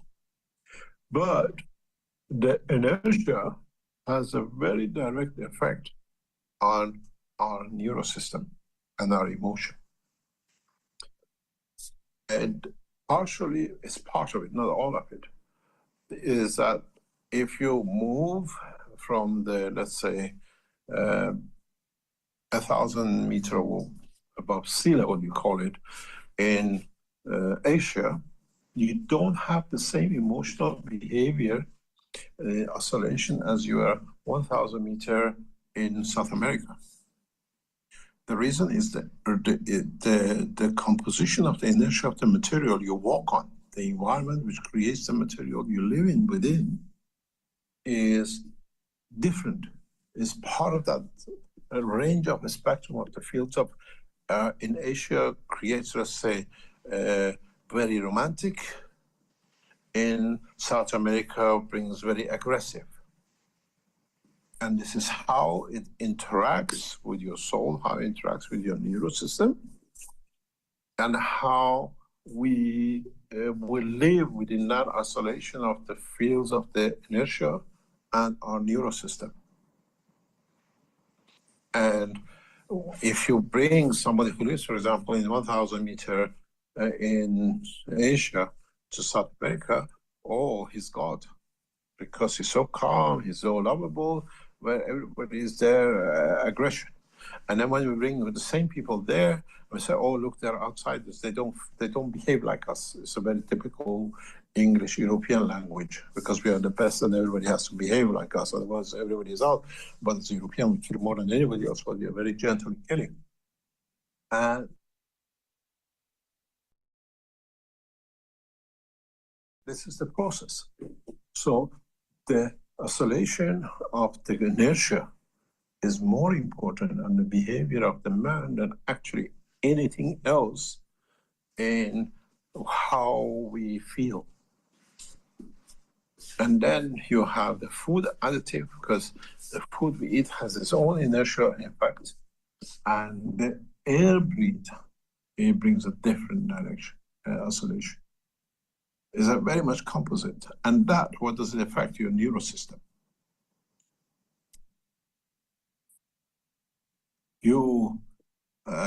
This is something I've been studying for a long time.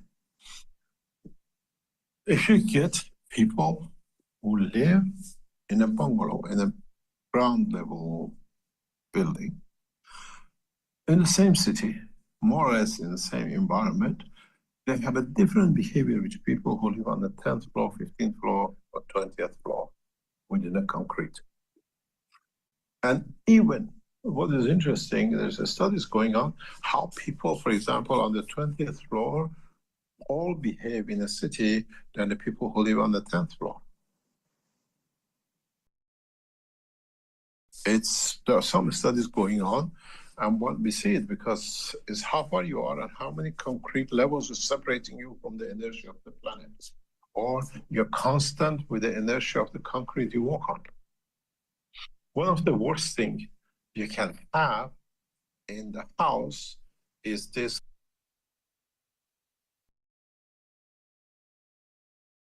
fantastic, most advanced underfloor heating. Tell you why. You find people with underfloor heating with the more neural instability than the people who live with the radiators in the wintertime. And nobody has ever studied what's the effect of the underfloor heating than those who have the radiators, but we see a lot of it. People with underfloor heating in their housing are more unstable during the winter. Never rely on them because there's a continuous flow of liquid in the place which continuously changes the environment of the inertia. We see this in the houses which the river goes under. We've got brooks under the houses. You have river channels going under the houses. They're the most unstable condition, especially for men. You compare men in the houses with the underground heating, underfloor heating, and the men who live in the house with the radiators in the wall. That's how much the inertia, dynamic inertia, affect us. This is why if you go back on the teaching some times ago, I said if you live, especially on a hill, if you live on a hillside, make sure you have infinity loop, nano-coated or a copper under your bed, under your carpet, around the house. Because for sure, waters on top of the hill are running to go down the hill to bring those springs and the waters which later on becomes your underground reservoirs.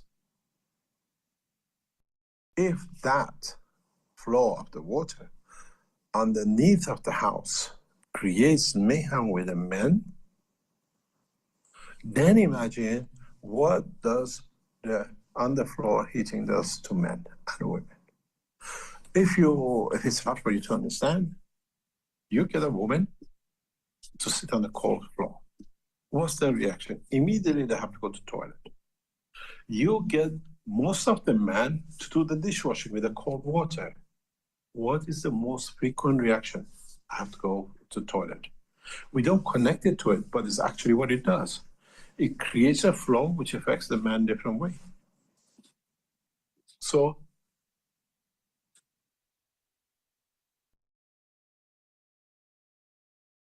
take back into the world of inertia. You have a dynamic inertia, you have unstable behavior, interacts with the neural system, interacts with the emotion, then you have to show it. You have stable people till you put them in the apartments with underfloor heating. Instability.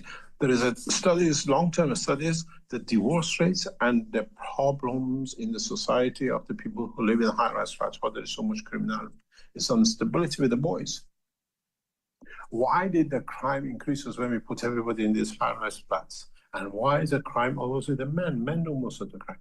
Because of the instability. We give them on the ground floor heating, we make it worse.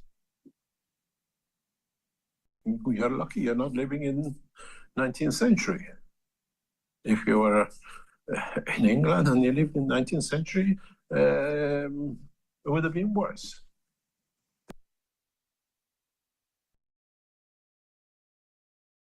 They have different rules, you know. There's a rule, a funny rule now still applies, it's still part of the law. even part of the United States carries this law in their structure, is that you're not allowed to beat your wife between 10 o'clock at night and 7 o'clock in the morning. It's in the law, it's in the Constitution of the United Kingdom. And it's again in some countries. Why? Because neighbors could not sleep because their husbands are beating their wives up. It's a law. You cannot beat your wife between 10 o'clock at night and 7 o'clock in the morning. The rest of the day, you are free to do what you like. 19th century rule. Why did we bring this? Because it bothered the other. It's the same with the water. It affects us. Emotions, sounds, dimension of the inertia affects our neural system. But we make different understanding of it and we react different to it. Inertia affects. Nothing affects the emotion of the man than inertia on this planet.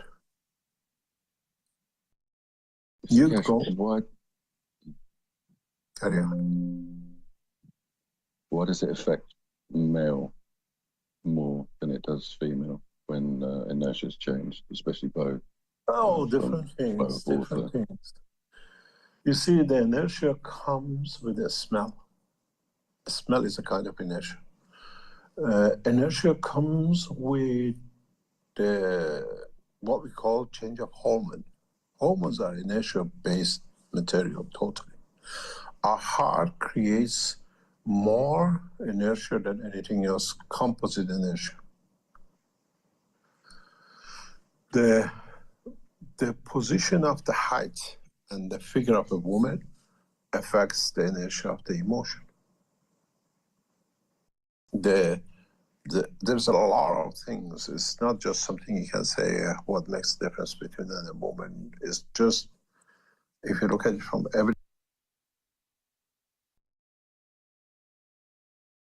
from an energy point of view, you understand why. The world of science has made a lot of lies and a lot of simplifying the reality to fit in that they can sell the knowledge. What is a hormone?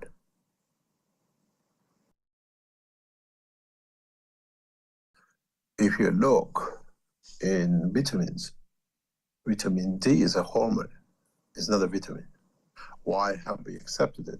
Because if you accept vitamin D, which is vitamin K, that's why you always take a D with K2.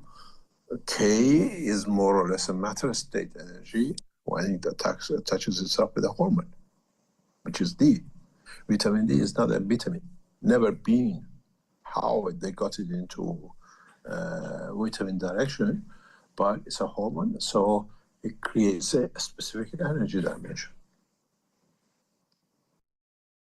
And it brings certain behavior because hormones are energy pack affect the neural system directly, where vitamins are part of the mineral side, they're connected to the soul and the spirit.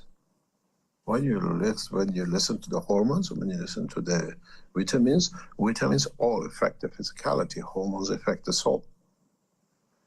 Estrogen and the rest of it. Why does it do that? You create child because you don't create the environmental energy for it. Our sciences have been taught the wrong way to us, and we accept it because some, what I call idiot in the middle, had to get a name for himself. If you divide everything into energy and a matter state, what carries matter state affects emotion because it's inertia connected to the neural system. What is the energy side comes through the neural system, which is the hormones. And then you put together, you see what you get. Dimension of physicality, aggression, love, cuddle, whatever.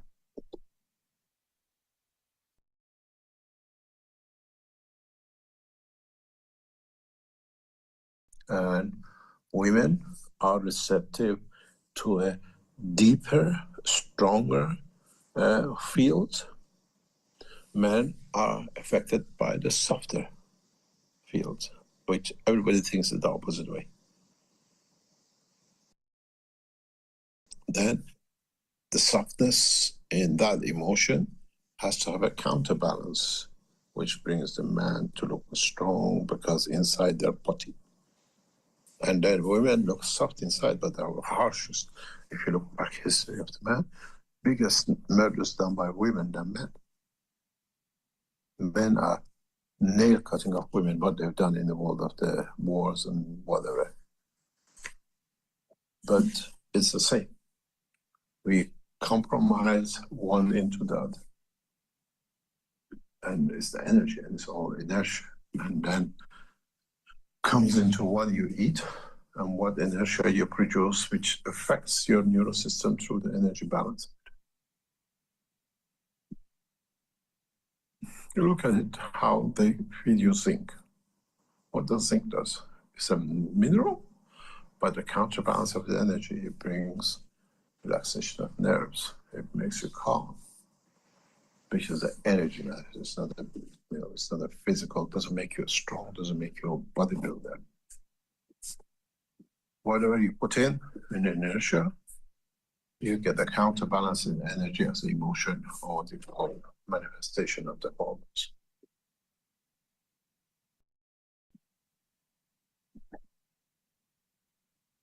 Thank you, Mr. Cash. Sure. I think that segues into Andrew's question in YouTube, who says, morning, Rick. So we bring cancer to our body because of our emotions. Why do we do it? 36 years old and leave a beautiful family behind. Why are emotions strong enough for us to heal and stay with this family? Thanks. First of all, when you get the cancers, you have to understand immediately, is it the cancer of emotion? Is it cancer of psychosomatic? Is it the cancer of evolution? When you hear young people cannot be cured, it's a cycle of, most of it's evolutionary cancer. Psychosomatic cancers, which goes in the 50s and 60s and 70s, is mainly emotional. Early cancers has a combination of the evolution and psychosomatic. And up to today, there is no cure. Always say, a lot of people come to us and say, I have a cancer. We have to understand if it's an evolutionary cancer, if it's a psychosomatic cancer, or is it accidental cancer? A lot of young generation cancers is accidental cancer. Look, when did they get hit? We play sports, we do stupid things nowadays when we are young, and so you damage the skin. The skin can be damaged, but internal damage cannot be done. Look at cancers nowadays. It's not just okay. That's why we see some people die young, some people come suddenly up with different cancers. We've seen it. The effect of it is so. Even you look at the ILS is psychosomatic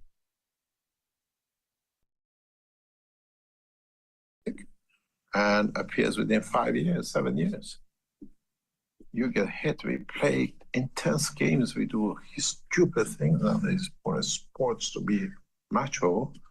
We forget about the injuries. Go look what got hit 10 years ago. And then look at, I want to be a sportsman, but my family has all been timid and hiding in the caves. So I want to go through the evolution. My body doesn't accept it, creates its own cancer. If the world of science, when somebody comes in with a cancer, sit down and analyze it, spend 1 hour with them, go back deep, not in what I'm going to give you chemotherapy, you have this, then they can analyze. Is it the evolutionary?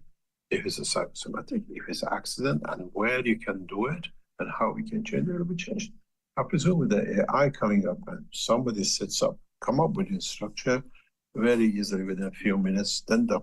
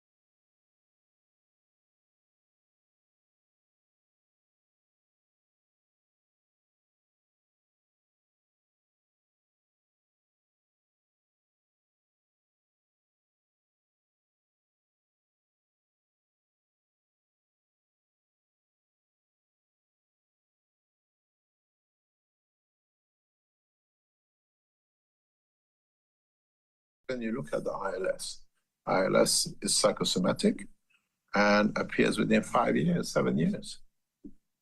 You get hit, we play intense games, we do stupid things nowadays for sports to be macho, and we forget about the injuries. Go look what got hit 10 years ago. And then look at, I want to be a sportsman, but my family has all been timid and hiding in the caves. So I want to go through the evolution, my body doesn't accept it, creates its own cancer. If the world of science, when somebody comes in with cancer, sit down and analyze it, spend 1 hour with them, go back deep, not in what I'm going to give you chemotherapy, you have this, then they can analyze. Is it the evolutionary? If it's a psychosomatic, if it's an accident, and where you can do it, and how we can change it, it'll be changed. I presume with the AI coming up and somebody sits up, come up with a structure very easily within a few minutes, then doctors know how to handle it and what's the reason for it. Accidental cancers needs a different way of treating. And it can be very rapid, or you can change the environment. The psychosomatic cancers are different. Then you have to find the frequency of the psychology of behind it, which is done. And then the what we call genetic, where it goes with our, what we call history of life. Evolution, that's the hardest to do. 20% of the cancers cannot be cured, cannot be found a solution because it's mainly evolution. It's taken thousands of years to be here. It's not just yesterday that the cancer shows today.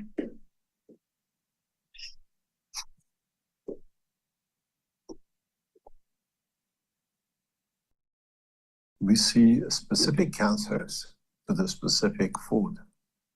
As I said before, inertia of the material. We don't see it outside. Certain cancers comes from environment where we live. In Iran, we have a specific cancer, and it's very rare to the rest of the world. It's known as part of the stomach cancer, but okay, you have a stomach cancer, but what kind it is? In Iran, we are very connected to what we call walnut. And walnut as a food is part of the national diet. We make all sorts of things for it. It's not just like your fruit. We make dishes with it. The problem is that the walnut picked up in the autumn, it stays in empty sacks. Some of it gets fungus on it. You see this, what they call like a spider web on it. They clean it and that's it. It's gone, but it hasn't gone. That old spider web on the walnut creates a specific cancer, and that specific cancer affects, because of the diet of ingredients, only the stomach of the Iranians. Food cancer connected to one nation, to one specific food, specific fruit. In Iran, they die. You die from stomach cancer or intestine cancer, different reason in Europe. But in Iran, 90% of the stomach cancer connects to one food, one item, which is a walnut. But we all die of stomach cancer. We have to analyze, we have to become knowledgeable in what is, but doctors nowadays don't have time, they just have to satisfy their pharmaceutical.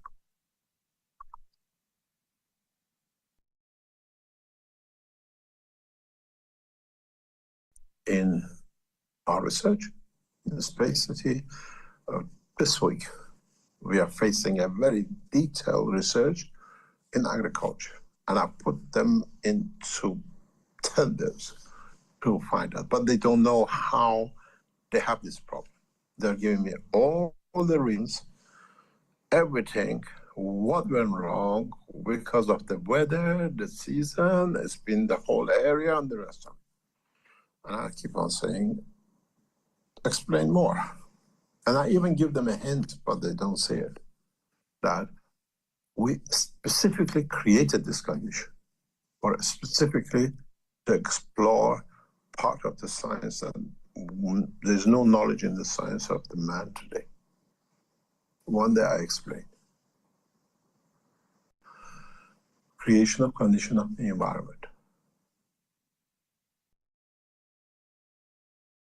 And seeing how the environment uses it to its own way to create conditional manipulation as a cancer.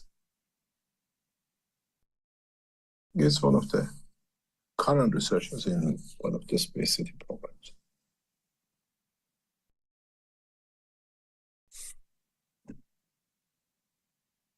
Any other question? Okay, thank you. Let me see here. We have a question from Elizabeth. Thank you for all your work. Mr. Kesh, if a government does not sign the peace treaty, can it donate the Kesh coins to another nation or to the Kesh Foundation? No, we keep it in National Reserve till the government changes. We had this, we already made the decision. We can't change your national assets, some of the sovereign assets.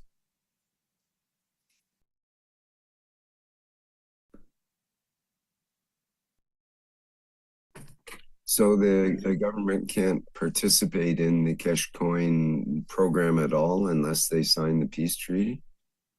Oh, yes, and then we keep, if you are the national of that country, which your nation does not commit itself to peace, we keep it in your national reserve. Belongs to your nation. What it says in our reserve is your national sovereign asset. We are not robbing your bank. One day they will, and the assets will be transferred.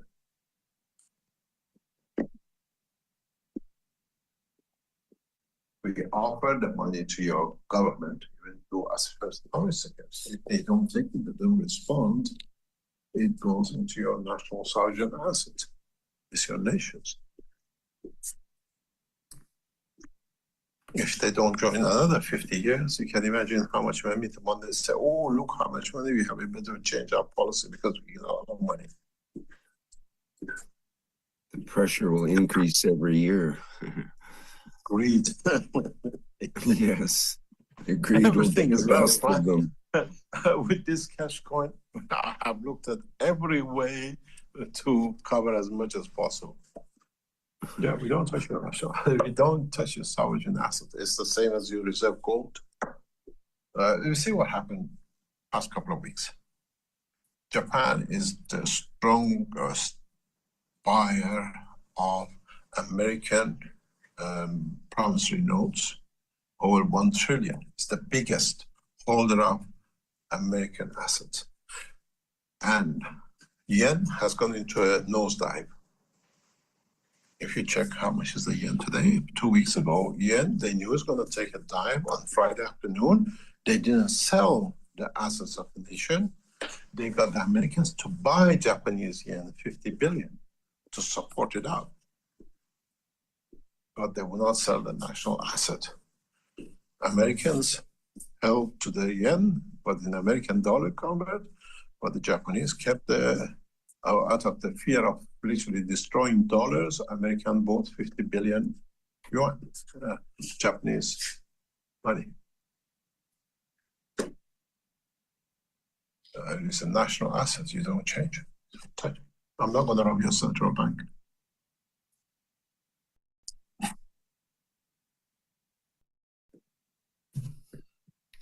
Okay, a question from Hong, who says, hello, Mr. Kesh, thanks so much for your amazing teaching.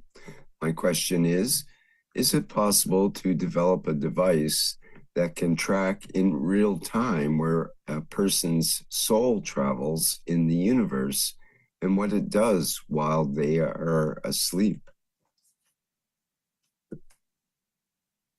Yes and no.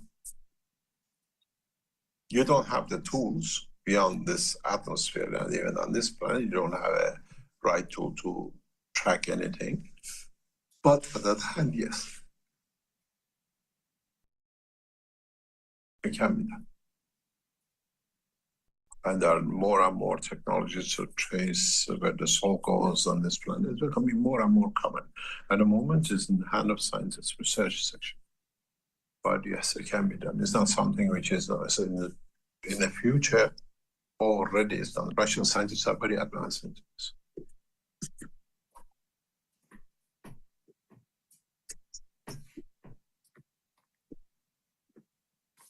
Okay. Back to Paulo, who has another question about the Earth's center. It says, Professor Kesh, according to the conventional model, the gravitational field becomes zero at the exact center of the Earth because the gravitational contributions from all directions cancel vectorially. Who says that? What a nonsense. What Well, a nonsense. Conventional model, he says. While the gravitational potential remains non-zero. Do you consider this explanation physically complete, or could the apparent cancellation of the gravitational field at the center indicate that our conventional understanding of gravity is incomplete? Stand at the traffic light. Look the way the cars come, and look on the other way where the cars go. Do the car disappear when you're right in front of you? Simple answer I can give you. This is the people who don't understand the world of creation. Gravity is what I call, it's like a ball, circular ball. It's like a donut. Everything comes in it, and when it goes out of it, depends on the point of observer. If you tell me it's zero at the center, and you haven't understood it's a continuous of the center happen to be there, put yourself, you're at the center, at a traffic light, and look at the cars coming and going. A car is going from the left, you see it, and then disappears to the right. Is it zero in front of you? No car exists in front of you? Or do they just jump and you don't see it? It's the same. This is a nonsense of scientists who never understood magnetic fields. There's no center of Earth, zero.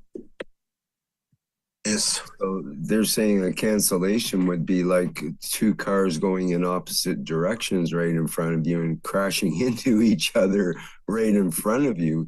And that would be, zero. But they're actually continuing in opposite directions and dynamic. It's a dynamic situation, not a stationary cancellation. It doesn't. There's always a gap. It's like when you have, when you're standing at the traffic light with some cars passing north to south and some going south to north, do they crash into each other? And is that point in the middle doesn't exist? There's a space gap between the magnetic fields. There's no way they can crash. Only crash in the matter state and their minds, which can only understand that kind of thing.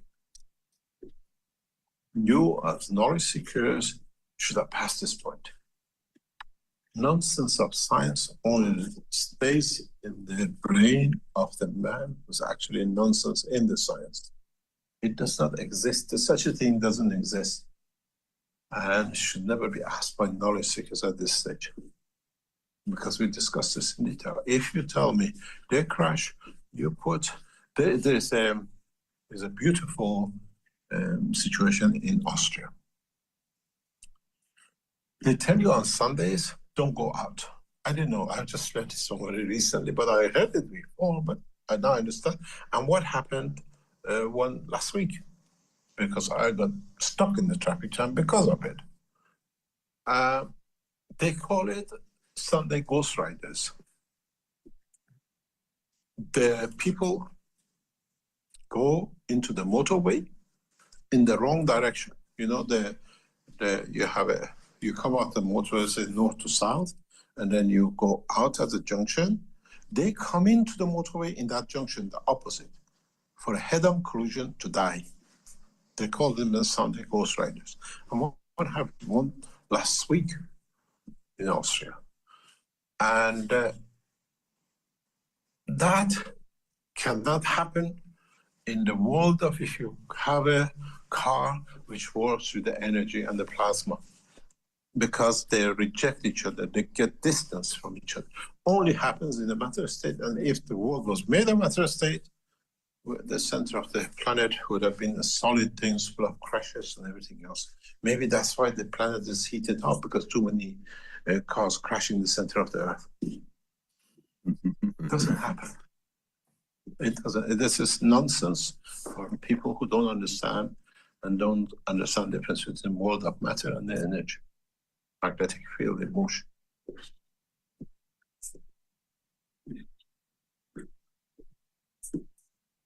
Any other question? Doug has an earth question as well. Are the recent large earthquakes triggered as a reaction of the earth to the meteors hitting the atmosphere? These things are planned thousands of years ago.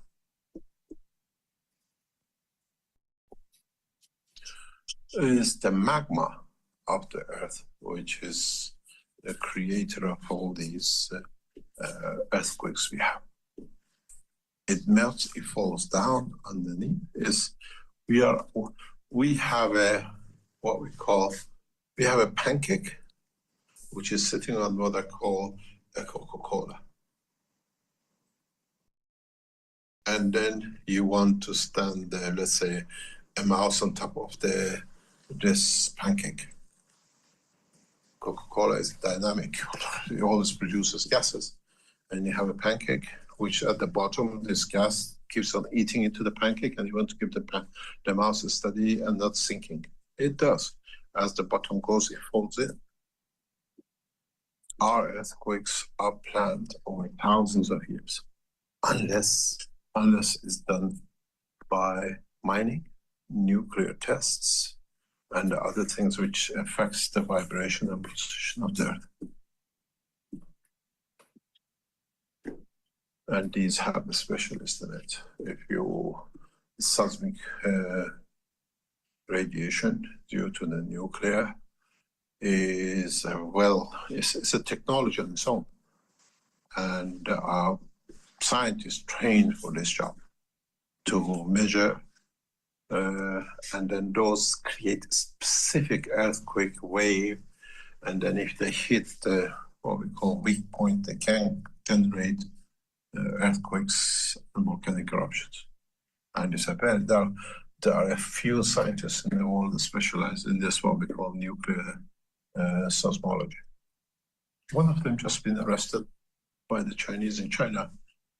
Chinese scientists educated at Beijing University, going to America, changing the passport to America, and then coming back for the American to measure the nuclear, what do you call it, seismology and testing of the Chinese. Then is arrested as part of, you hear about it more or less sooner or later. He is arrested as a nuclear seismologist, trying to find out for Americans, and it being a Chinese coming to see family in Beijing.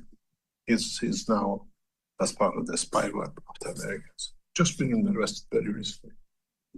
Nuclear seismologist.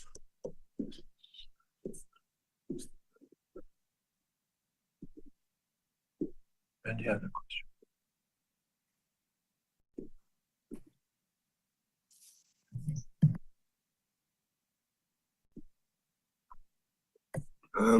Okay, so Antonio mentions that he received the cosmic ray love resin and gave one to a friend whose young boy has trouble sleeping. So far, the 2-year-old has become more active during the night and keeping the parents awake. Would it be better to remove the love happiness resin from his bedroom? Assume so. These are made for adults. To give it to the children, what do you expect? These are amazing things. These resin products are amazing. Some of them do funny things. Get him a cat, get him a dog, and see what happens with that love. He wants to show love, so he's a hyperactive with love. If you have one, cuddle one and see what happens to you. Maybe they should put the love and happiness resin into the parents' bedroom, and that might end up keeping things more quiet afterwards. Yeah, it's possible. These the resin products from Keshe Foundation. At the moment, the store is closed. The still sale maybe opens up next couple of weeks. they're amazing products in what they've been set to do.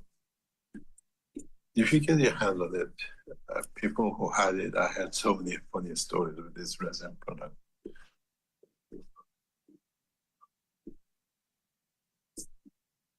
Any other question? I had a question or a request that you might explain a little more about this emotion of transportation, which is the first time I've heard that phrase, and it kind of struck me as something special. You mentioned detachment is part of that, and and you also mentioned independence is seems to be associated. And I associate this idea of freedom from gravity, or the idea of freedom in general as well, and the emotion of feeling free, of feeling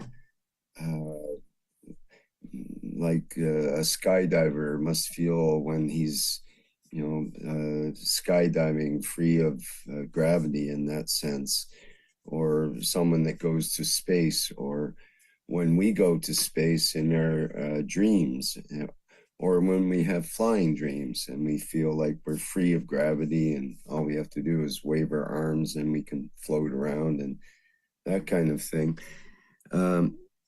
Is that part of the emotion of transportation?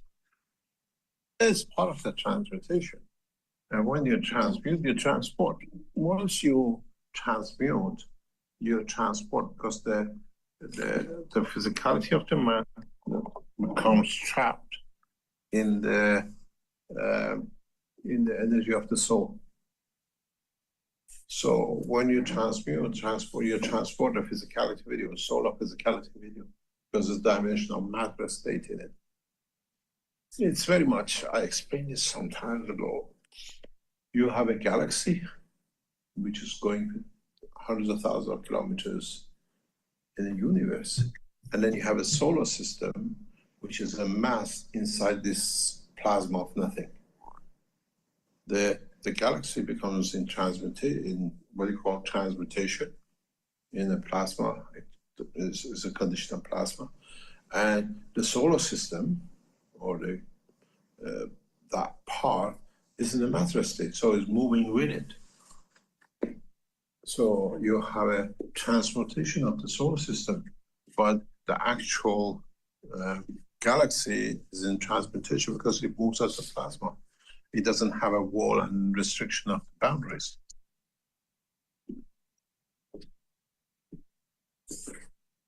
If you look at a galaxy, it's in transmutation. If you look at the body of the man, it's in transportation. But we still are within the transmuting to the environment of the solar system and the galaxy.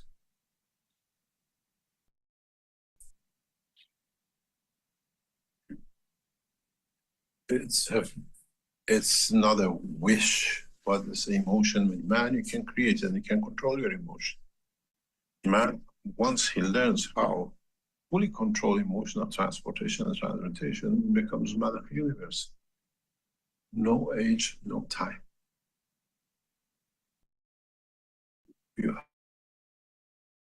It puzzles me why sometimes knowledge seekers don't see it. What you do with the emotion of love,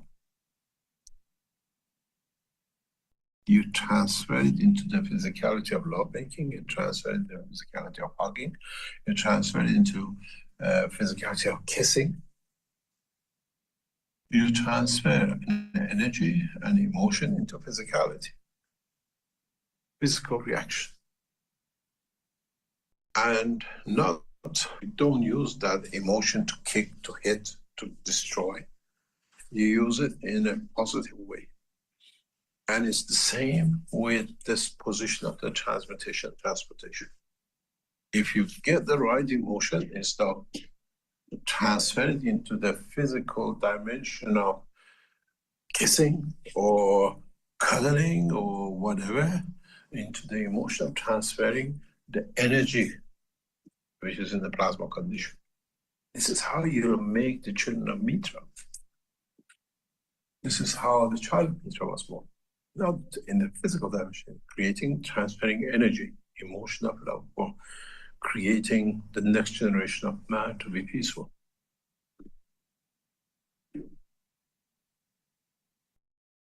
And if you understand this, you can do a lot of things. Then always you carry transmutation within it with transportation, or you do the transportation like the body of the man with what we call transmutation, which is the soul of the man inside. It goes everywhere.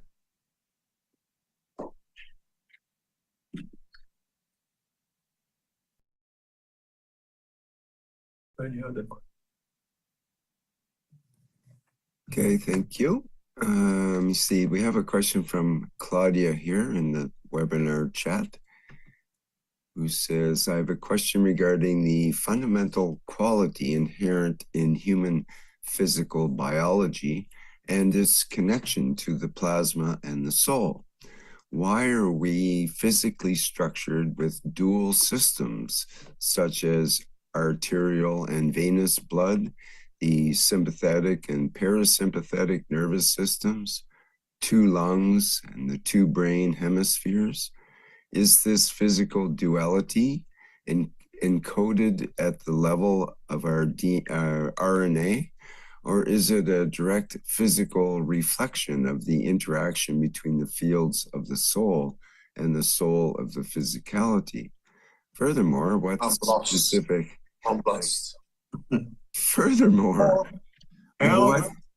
specific practice or mechanism of breathing allows us to achieve complete equilibrium between these 2 dual aspects of physical matter and our inner soul? Do you know the word called pinya? Scotty, I don't understand in that position. You have to explain. It's a doctor question. We have patience. Are we patient enough to answer? I have to understand. So it's let me just start with one. Why are we physically structured with dual systems? Let's just leave it at that. We didn't create a dual system. It's the work of the creation. And it's the point of transformation of energy to matter.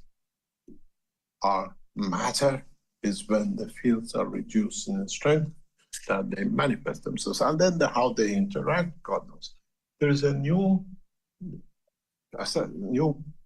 puzzle was given to one of these AIs to sort out. One was that if we consider everything, the life of this planet was supposed to be 4.3 billion, now it's 13 billion, and now it'll be trillions very soon. How long will it take to create life on Earth the way we know it?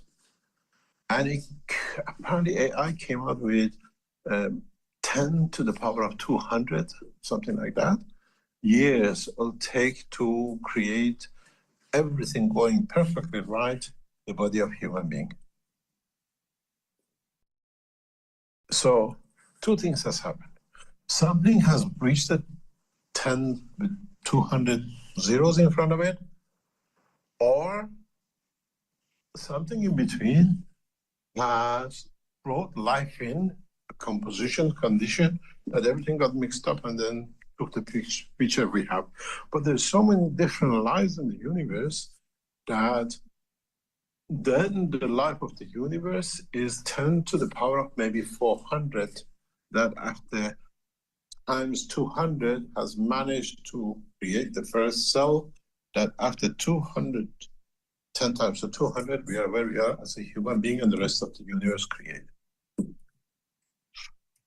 We are created by, we are just phantoms. Even our bodies, we think, oh, we get hit by the car.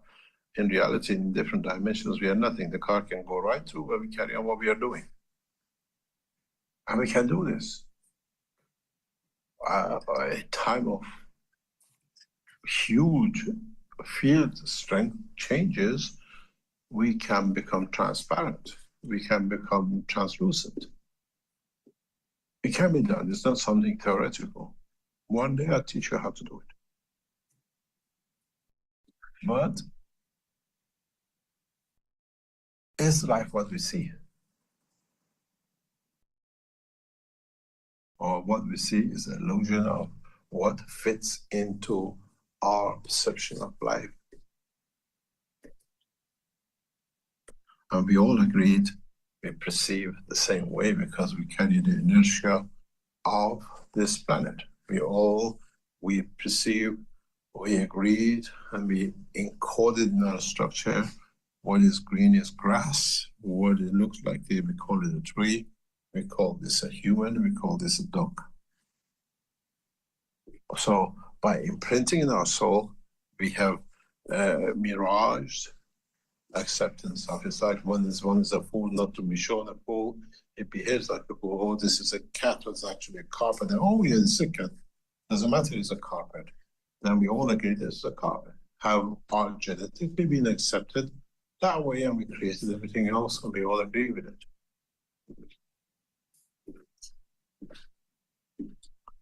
This is a very deep part of the science of creation. And it goes beyond ethics, it goes to the dimension of creation, understanding the whole of creation. Why have we created a specific gravitational magnetic field which becomes a plant? And we all agree this is called a plant, this is all green. And the plant decided to show itself that way, so we agreed with it that it's going to be.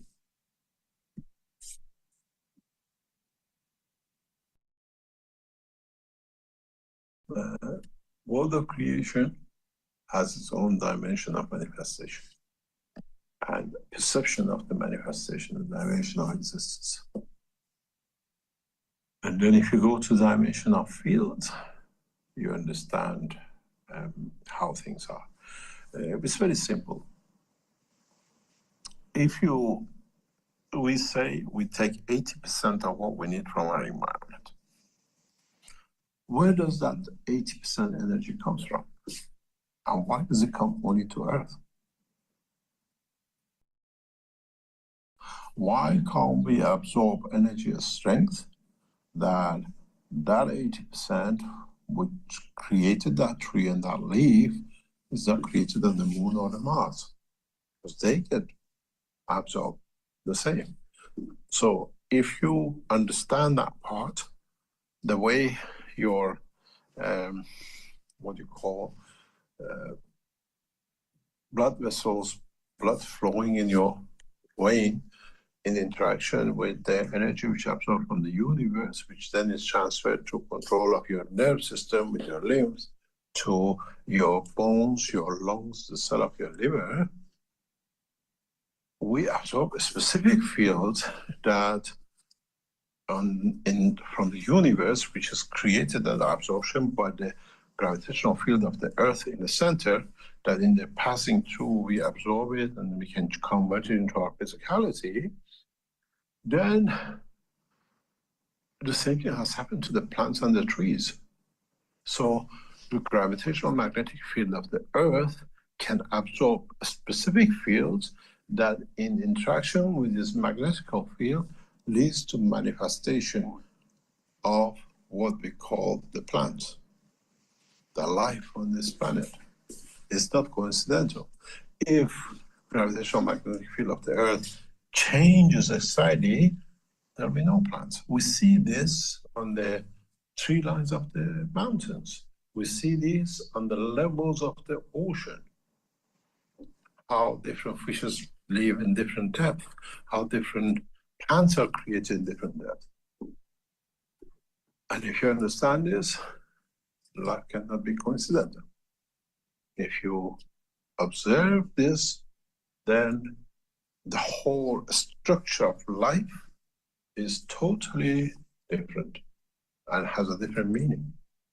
In a way, our planet Earth, it creates gravitational fields of a specific caliber that in interaction with this magnetical field and the field of the universe, which comes to feed the soul of the Earth, leads to the manifestation of life as the trees, plants, man, and the rest. And other planets don't create that magnetic field, gravitational field to pull, that their interaction creates the creation of the life on this planet. What it gives through a central position, gravitational field it creates, only observes a spectrum of fields from the universe can lead to the creation of life as we see it, which leads to the creation of plants, trees, man, and beasts. And our scientists are in the business of finding neutrinos. That neutrino has already arrived and manifested the tree, the cell of body of the man, and the rest. And as we say, our scientists are still trying to find it. It is there, and we see it every day because they haven't understood that so much field of the earth has become us. We haven't suddenly grown out of the ground. They are looking for something which is they themselves. So as I say, you take as much as your intelligence tells you, and neutrinos is the manifestation of what I call American scientists, who more or less are always after something which is themselves, but they don't see it. If you're looking for a neutrino, look at the tree, look at your own body. That energy which came from the space has become you. You are that pot which they're trying to see. Your soul is that shining light which they're looking in the buckets for thousands of meters under the ground. They haven't understood. Ignorance is bliss, and they are blessed with ignorance.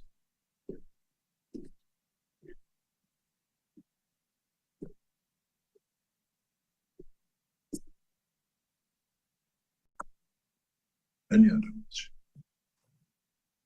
From Theodora, who says, is it written in our souls that we are destined to be travelers of the universe? The distortion we experience is an interference that surrounds our fractals. To inhabit the universe, we will occupy ourselves with cultivating the stars, gardens of solar systems, stellar seeds. Could this be our occupation? Is technology needed to do all this? It is a self-centered question. And the reality is that collection of energies has made possible the creation of the soul of the man. And then the rest of it is created, so we do something with it. You know, you buy a seed, you bought it, you find it somewhere to plant it, you buy a pot for it, or you already had a pot in the house, or you know which part of the garden you're going to seed it. And the soul of the man is that seed. It's created, is where to be planted by his destiny or by his field. So the rest is hypothetical.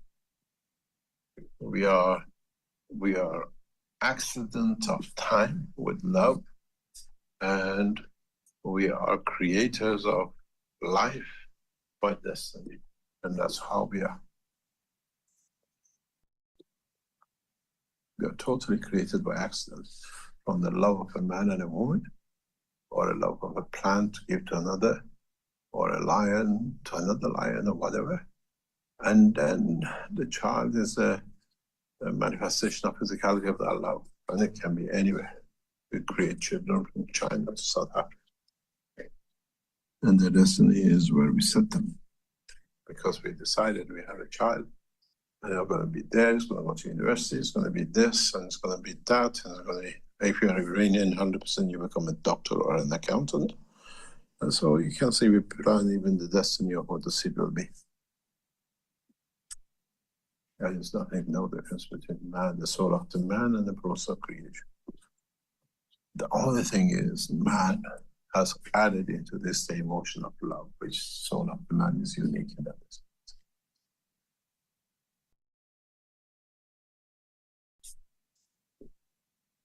Any other question? What shall we call it a day? Sure. We have a comment from Cristiano here. It says, good morning, Mr. Kesh. I've been practicing the breathing exercises and have achieved incredible results in providing immediate relief from pain in my body. thank you very much for sharing this valuable knowledge. You're welcome. Try to see if you can do that with your soul.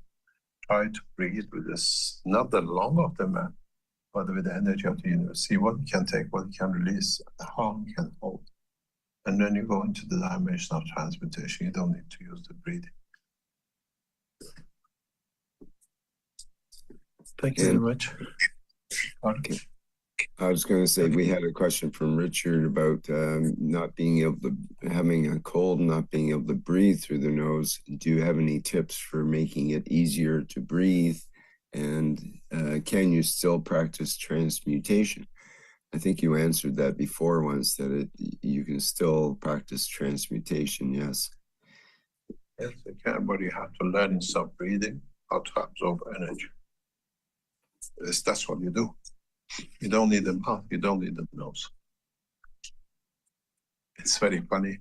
I said, if you look at the real aliens, have you seen their nose and the nostrils being open? No, it's locked. Everything is closed because they don't need to breathe. Absorbing energy it's an art. And if you can do that, then you can transmute much easier.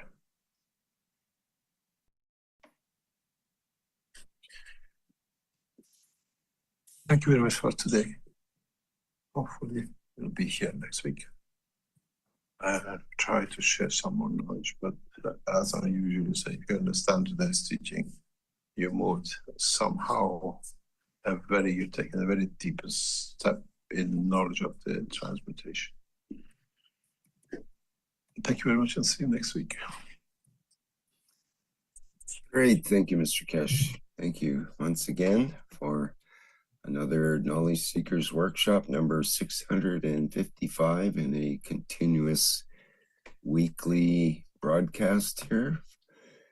And we thank you very much for your participation for the last 12 years or whatever it's been at this point. Thank you, everybody, for attending today's workshop on Thursday, August 13th. And as Mr. Kesh said, we should be back again next week, same time and place, but different. And we have a workshop coming up on Tuesday with One Planet, One Nation, One Race for Justice and World Peace. That'll be on Tuesday, the 18th of August. And that'll be starting at the 4 p.m. Central European Summer Time with the members and support members of the Universal Council who put on that presentation. Again, that's Tuesday, the 18th at 4 p.m. All right. Well, I think that's it for today. I think I might have a special message here. Let me see. Yes, from Lissy, I have I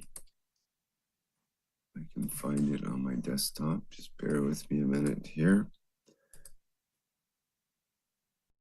I have the message from the Universal Council. Speaking of the Universal Council, and I see Lizzie has her hand up here, and just let me share the thing that we would like to have here, which Thank you. Go ahead, Lizzie, thanks. Source, because we are the soul of the peace.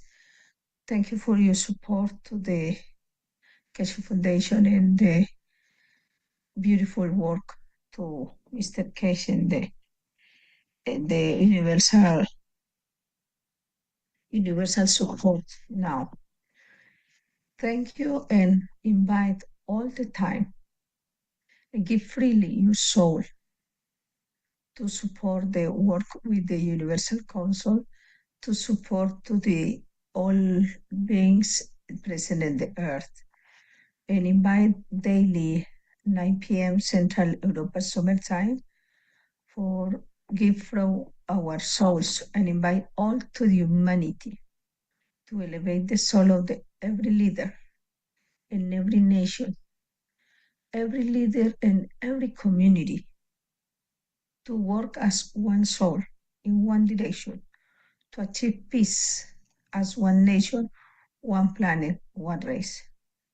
At the same time, I invite all communities to ask your soul, it's time for your service to your community, and please you subscribe, you write to the Kesha Foundation info at keshafoundation.org to offer to your soul to serve in the community to Universal Council, because we need support the One Nation Network. We need support the work across the planet. And at the same time, need more people the support to Universal Council. And at the same time, we offer you our soul to give you your problems, your needs from your community to Universal Council. Now, I invite to you, please give you praise, give you beautiful energy to support in that moment the Colombian people, because actually it's terrible time. It break in the last Monday, quarter. I don't know some correct word, but it's terrible time to our community, and it's not better time for my city too, because it's around my city when my family and my friends living, and it's not better time now. And thank you so much. Thank you, Rick, for your opportunity. All right, thank you, Lissy.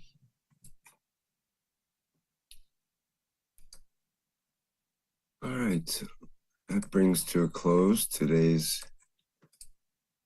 Knowledge Seekers Workshop. So again, thank you everyone for attending, and we'll see you in the next public teaching, perhaps. We'll go out with our usual manner with the Flight Enhancement Spaceship Unit, and bye for now.